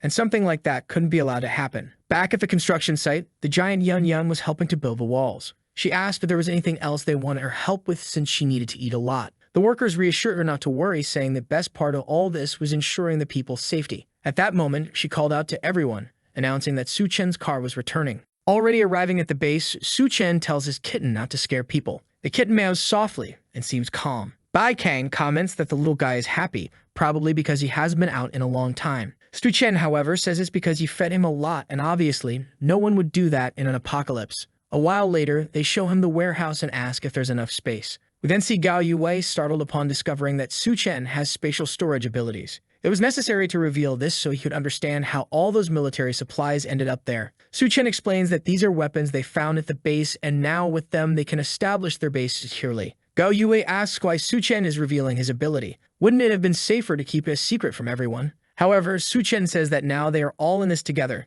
so he trusts the people. The captain agrees and promises to keep this secret until death. Bai Kang then says the base doesn't have a name yet and suggests it be called Dawn Light. Apparently, Su Chen's name in Chinese also means dawn. Gao Yue says it's a good name considering this base will be a new hope for everyone in the apocalypse. Su Chen thinks it will be an honor for him as this apocalypse base will be the true heaven in this place. The kitten is approaching a spot where people are praising Do-Won for successfully removing a plant. Some doctors tell her that the surgery wouldn't have been possible without her. Wow, this Do-Won really has a big heart to be saving these people, doesn't she? She simply says it's a pity she can't save every case in this place. However, the scalpel she was holding reminded the kitten of some experiments conducted on him. At that moment, he got scared and froze. Seeing this, Do-Won stroked him, trying to find out if he was hungry. She picked up the poor thing, which couldn't react. She didn't know Su Chen was the one who brought the kitten, and thought about asking to take care of him when he appeared. However, she realized it was unlikely he would agree given how hard it is to find food at this moment. She then goes to a door and says this is their temporary shelter. Suddenly, someone hugs her from behind and asks if she wants to have some fun. A second later, she's already on the bed.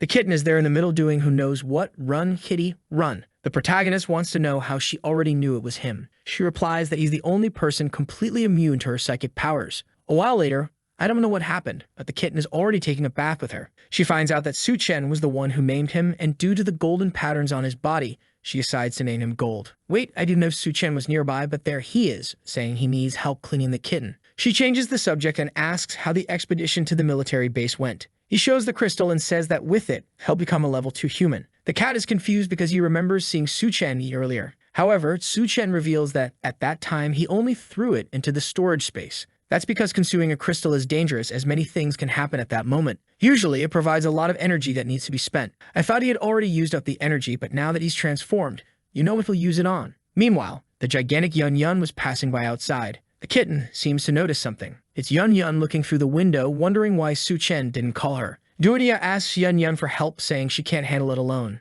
Yun Yun is startled and transforms. Su Chen says she arrived at the perfect time. Both women are lying on the bed, saying it was amazing, right, guys? What are we even reading? Su Chen apologizes, saying he had too much energy because he absorbed many crystals. Yun Yun comments that she'll need to absorb some crystals too because otherwise she won't be able to keep up. Junior asks what has changed now that he has become a level 2 human. He says he'll need to test it because he hasn't fully understood yet. He then activates the steel body ability again and feels that now his skin is truly impenetrable. He stretches out his arm and a strange energy accumulates, prompting him to decide to run a test. Releasing a bit of power, and the two are hit by a gust of wind and thrown out of the bed. He comments that it seems like it doesn't cause that much damage. Another detail is that the spatial ability used to only open where he made contact, but now he can open multiple small portals within a 20-meter radius. The two are angry about being used as test dummies. He shows that his ice ability can now create slightly larger blocks and even wet his hand, though it's still not very useful.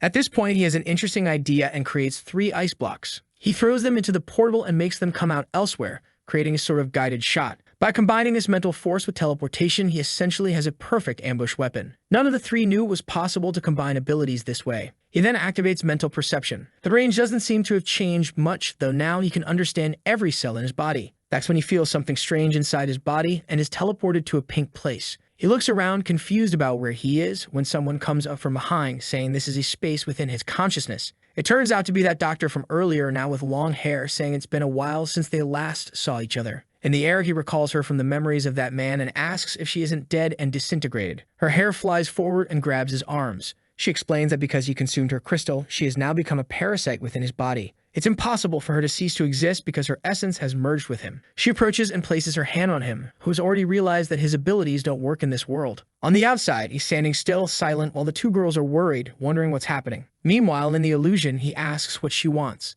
She explains that she's been alone in this place for a long time and was eagerly waiting for him to appear. She approaches, saying it's obvious what she's going to do. At that moment, Su Chen realizes there's one ability he can still use. He transforms the ice into a sort of whip and grabs her by the neck. With this, he manages to pull her and appears behind her, saying he won't let her take over his body. She tries to explain that it's impossible with his level of mental strength, but he immobilizes her with those peculiar ropes. She tells him that leaving her trapped there won't kill her consciousness or essence. To this, he responds that he will freeze her and leave her there forever. As she suffers, she says she knows she's not as strong as him. However, this is a space within the consciousness which she controls. A bunch of hair emerges from the ground, and she says if that's the case, she won't lose. A second later, Su Chen is tied up, swaying back and forth. The 2 stare at each other, and she wants to see who will back down first. He keeps trying to move, but she warns that neither of them will be able to move in that place. Su Chen is now in trouble because he really can't break free from this cocoon. He then says staying in this situation won't help either of them, so they might as well talk. He asks what she wants, and she explains that she just needs to absorb a bit of his abilities to survive. This wouldn't affect him, and he doesn't need to worry because she doesn't have the strength to take over his body. He says he's not very keen on the idea and asks how to remove her from his body. She explains that she needs the power of the abilities to survive, otherwise she'll die. The only other option is for him to find the body of a woman with powers.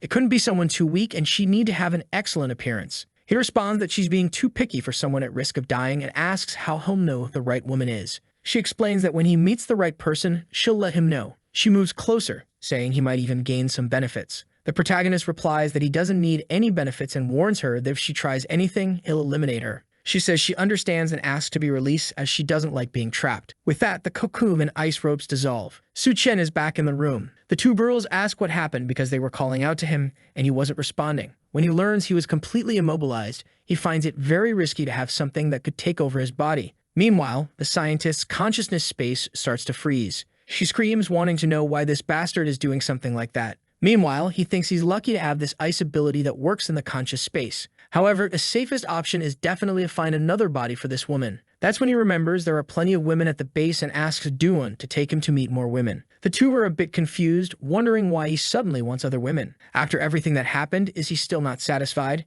He is a bit embarrassed and says he actually wants to check on everyone's health at the base. While walking through the streets, Duan explains that they currently have 1,300 members. Over 400 are soldiers responsible for base security and dealing with the devourer attacks. The rest of the men, along with Yun, are building the barriers and defenses. The women and children are handling mutated plants and logistics. Additionally, they have a hospital area where non-severe cases can be treated. She explains that everyone is working hard, and once the walls are built, they can finally rest a little. Su Chen says it's good to know, but he's certain no one will have time to relax. In another part of the base, someone mentions that they urgently need to take over the hospital controlled by the Devourer tribe. It's a meeting among the military, and Gao Yui asks if anyone has a solid plan. A man with gray hair comments that the Devourer base has fewer than 100 members, making it ideal to send Captain Sun's team. But Captain Sun is right on the other side of the table. He says that it was Su Chen's idea to build this base. So where is he during this meeting? Gao Yui tells Sun to watch his words. Without Su Chen, the Dawnlight base wouldn't even exist. He's sitting there because of what the young man did. Gao Yui has already noticed that Sun has the wrong impression of Su Chen. He recalls the moment he asked the young man why he wanted Gao Yui to take charge of the base.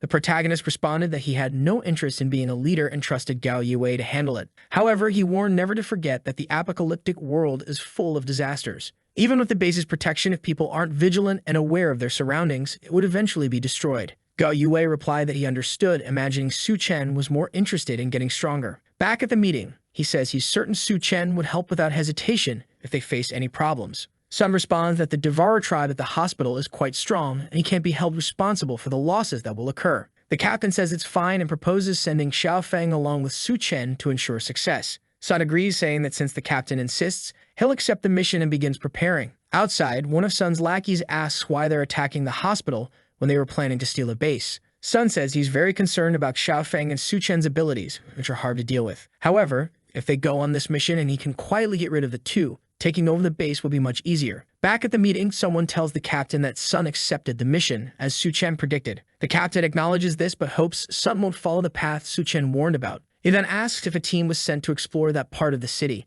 The man confirms and mentions that if Su Chen's information is correct, something big is happening. The scene shifts to the city of He in the refugee zone. Sitting in a tree, Miao Piu Yuan says Su Chen is very strong and could help them get some crystals. However, Chen Wai responds that getting stronger depends on oneself, and besides, Su Chen has already helped them enough. The boy says he understands but complains that they've been fighting many mutated beasts and haven't gained anything, which is frustrating. He then tells his friend to stay quiet. He hides behind a tree and warns that people are approaching, bringing women with them. In front of the base, some men ask who's arriving. A mustached man informs the boss they're delivering the goods.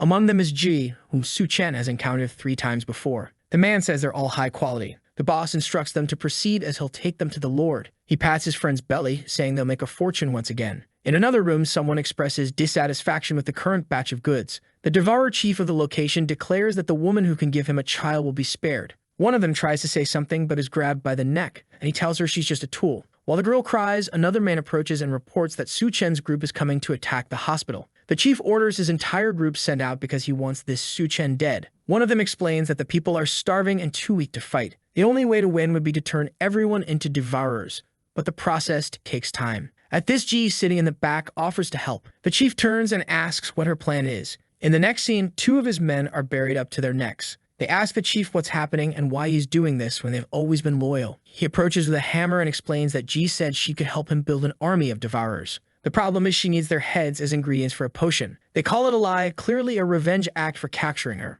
The chief says he doesn't care, he's more curious to see what she'll do. He strikes their heads, sending them flying. We then see a red pool where devourers are throwing all the survivors. Someone pours a green liquid, claiming that this second-generation serum accelerates the devourer process. It's G, now fully adapted to her new surroundings, even wearing a robe and wielding a staff. One of the humans is grabbed by the neck, begging to be released, while another is thrown into the cauldron. G tells them to feel honored. Only a few are selected and qualified to enter the blood pool. Only the strongest heroes can serve the city's lord. As she watches the man drown, she thinks everything terrible that happened to her is Su Chen's fault. Because he destroyed the evolution base, she was captured, enslaved, and suffered immensely. And that's why she'll do everything to make him pay the price. One of the men climbs out of the pool, now fully transformed and looking strange. From behind the wall, Chen Wei observes and realizes they are trying to turn everyone in the city into devourers. Miao Piu Yuan comments that at this rate, over 2,000 people will be used. They climb down knowing they need to pass this information on before their base is annihilated.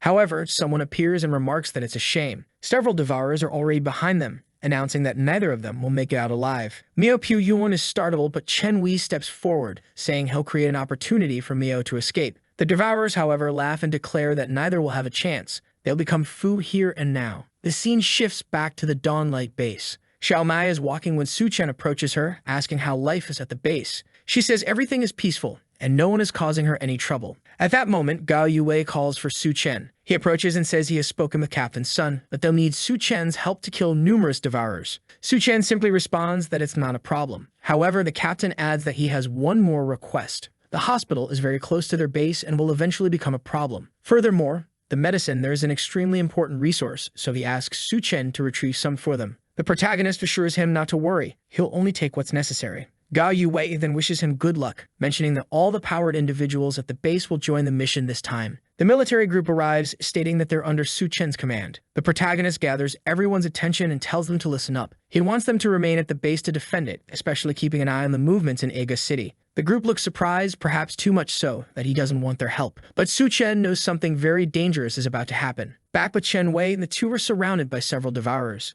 Miao Piu Yuan says they won't make it out alive at this rate. Chen Wei reminds him of all the missions they've been through. Miao Piu Yuan recalls many, considering he's one of the people who has done the most missions. But the devourers taunt them, telling them to stop scheming because both will die here today. Chen Wei charges forward to punch one, yelling for them to disappear. But he's holding something in his hand and throws it into the devourer's eyes. While two of them cover their faces, they try to escape to the side. However, as the boy turns to say something, a spear pierces through his ribs. Chen Wei screams his name, but the leader lifts him up by the spear. He remarks that it's great his meal has arrived at his doorstep, but since he's too scrawny, he'll leave him for his friends. With that, the poor boy is thrown to the devourers, an entire army. The poor kid definitely won't make out alive. Chen Wei runs to help but is also struck in the back. It seems Miao Piu Yuan has already been torn in half. Fallen to the ground, Chen Wei can only watch as his friend is devoured. He gathers his strength and runs to the riverbank, trying to throw himself into the water. The devourers notice and throw some spears, but he narrowly manages to hit the edge and falls into the water. The monsters, frustrated, curse the boy for escaping when they're starving. The leader smirks and says he knows a place full of food. He orders all of them to attack the Dawnlight base and seize the opportunity. With their overwhelming numbers, the devourers are thrilled. They don't care about the risk, they just want to eat wherever they can. The leader then calls for Shen by name and tells him to wait as he's coming with a visit. The scene shifts to the city hospital.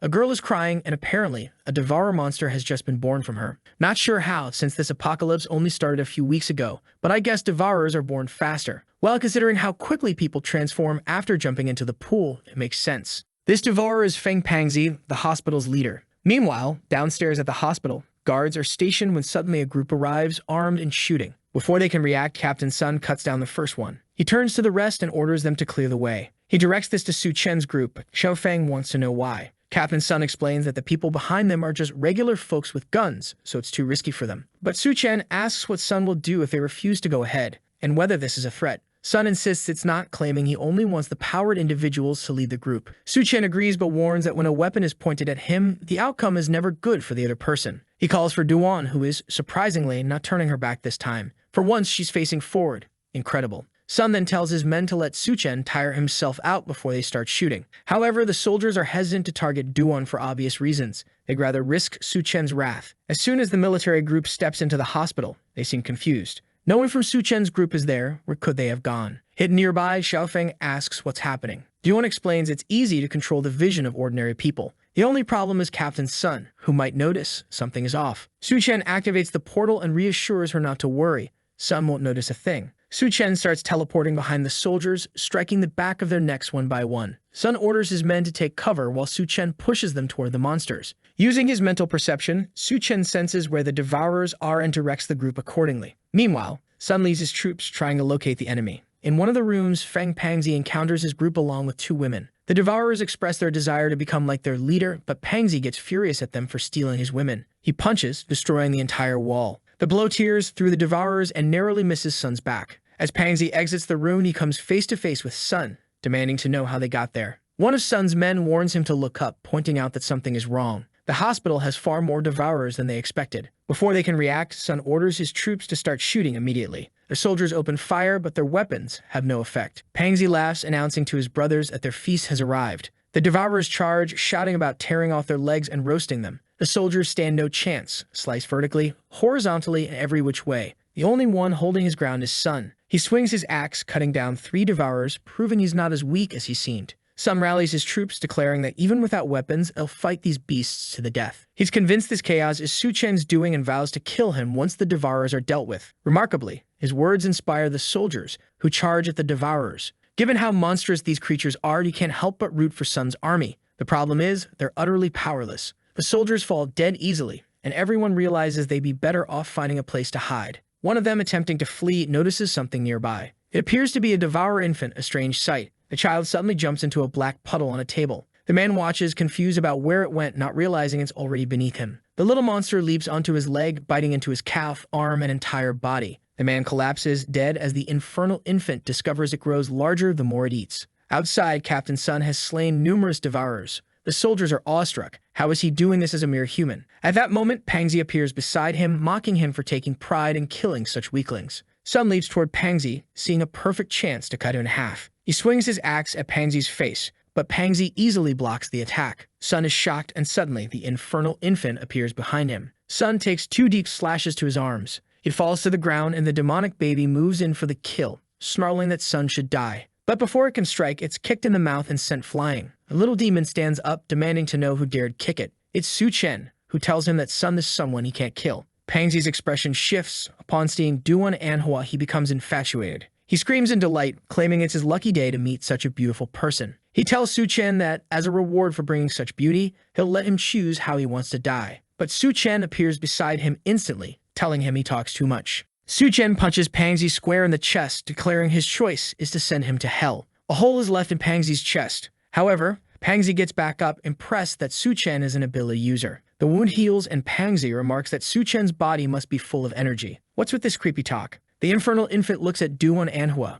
calling her weak but saying she can stay since his father likes her. She can be his mother. She's horrified, but Bayabin assures her not to worry. They've just fed and won't eat her. Still, the accursed demon declares he wants milk. Before he can finish, Duan lifts her leg and kicks him in the neck. The demon child rises, accusing her of mistreating him, only to be kicked again and sent flying. Duan stomps on the little brat, urging him to die already. She pins him to the wall with her foot, but he smiles, saying his mother is amazing. Duan begins to suspect this creature has abilities. Suddenly, it appears behind her, explaining it can move through shadows. As long as it has this power, it can attack her from anywhere. Before it can act, Gold leaps at it, clawing its face and pinning it to the wall. Gold perches on Duan, seemingly at ease. Duan warns Gold to be careful, as this place is extremely dangerous. At least she has her mental perception to sense where the creature will come from. The demon reappears beside Gold, threatening to kill the stupid cat, but is promptly slashed by Gold and thrown against the wall. Duan draws her weapon and fires repeatedly. When the smoke clears, the creature is hiding behind a pillar, realizing it's better to flee. Meanwhile, Captain Sun, now armless,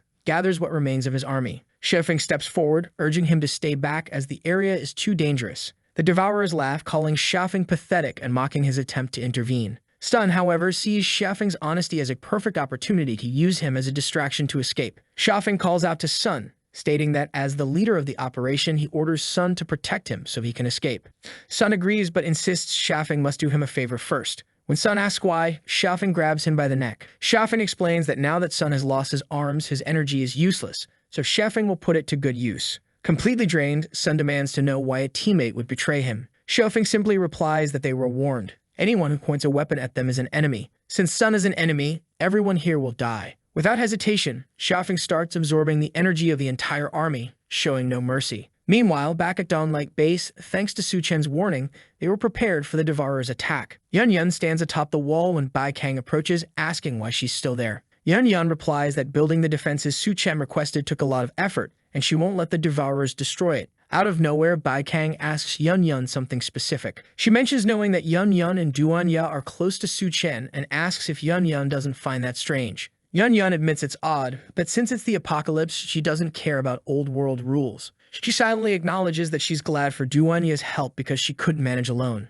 Yun Yun then teases Bai Kang, noting how shy she seems and asking if she feels something for Su Chen. Bai Kang denies it, calling the idea ridiculous. Yun Yun says it's normal to be attracted to someone like Su Chen in the apocalypse, since he's strong and good-looking. Bai Kang, a bit flustered, mutters to herself that maybe it's normal then. Just then, someone on the wall points and tells the captain to look. An entire army of devourers is approaching, far more than they expected. Bai Kang immediately orders the generals to be notified and civilians evacuated. Yun Yun pulls out food from her bag and starts eating. She asks Bai Kang if she plans to abandon the base. Bai Kang replies that of course she doesn't, but securing the civilians' safety comes first. Yun Yun keeps eating, determined not to let the barrier she worked hard to build be destroyed. She retrieves a strengthening potion from her bag, applies it to her arm, and climbs the wall. All but first, Yun Yun declares, leaping off the wall. She tells Bai Kang to organize the troops and ensure no one abandons the base. On the ground, Yun Yun grows enormous, though her clothes somehow remain intact. Grabbing a tree, she challenges the devourers, warning them they'll go no further. She notices her body is growing even more than usual, likely due to the potion's effects. Now towering like a titan, she confidently declares she'll handle the pests. The devourer leader laughs, amused by her confidence. The devourer army advances, scaling roofs like its attack on Titan. Yun Yun smashes those who try to flank her with the tree, sending them flying. Those jumping from the rooftops cling to her arm, but a single swipe reduces them to bloody pulp. Bai Kang watches, impressed by Yun Yun's strength, but aware that even as a giant, Yun Yun can't last forever. At this rate, the base will fall unless something changes. Yun Yun keeps swinging her tree, scattering the devourers and intimidating them. Down below, the devourers hesitate, visibly afraid. Dia appears, questioning their lack of willingness to fight. Suddenly, the devourers, unable to resist a woman's presence, lunge at her. Dia smacks their heads, taunting them for their newfound courage and claiming they now have the energy to face Yun Yun. She plants seeds in their heads, causing confusion. Dia reveals that during her imprisonment in Hexiang, she discovered her blood enhances plants' strength. She can even grow a sprout within someone, though it costs their life. From the devourers' heads sprout grotesque flesh plants. The creatures mutate, with eyes emerging in the middle of their faces. Yun Yun turns to see three massive monstrosities before her. The leader grins, claiming this is the perfect opportunity. While the monsters distract Yun Yun, the rest of the devourers are to invade the base and destroy everything. Two of the creatures climb the wall, shouting their intent to kill everyone. But they're greeted with a shot straight to the head. One stares in confusion at the array of tanks before them. They can't fathom how this isolated base has such a massive military arsenal. Yun Yun cheers as reinforcements finally arrive. Suddenly, one plant monster shoots a tentacle, grabbing Yun Yun's arm. Another lunges to bite her, forcing her to block with her other arm. She's immobilized as a third approaches from behind. Just as all hope seems lost, a drone flies in and explodes mid-air, blasting the monster away. Bai Kang, perched on a roof with equipment Su Chen brought from the base, controls the drone. Meanwhile, at the hospital, Su Chen battles Pangzi. Despite Su Chen's attacks, Pangzi regenerates, laughing maniacally. Pangzi mocks Su Chen's strength, claiming it's decent but nowhere near his level. As Pangzi moves in to punch, Su Chen's inner consciousness drifts. Inside, the girl asks, where's the like on this video that helps Mamoru make more juicy content for his viewers? Activate the cheeky little bell, and I'm out.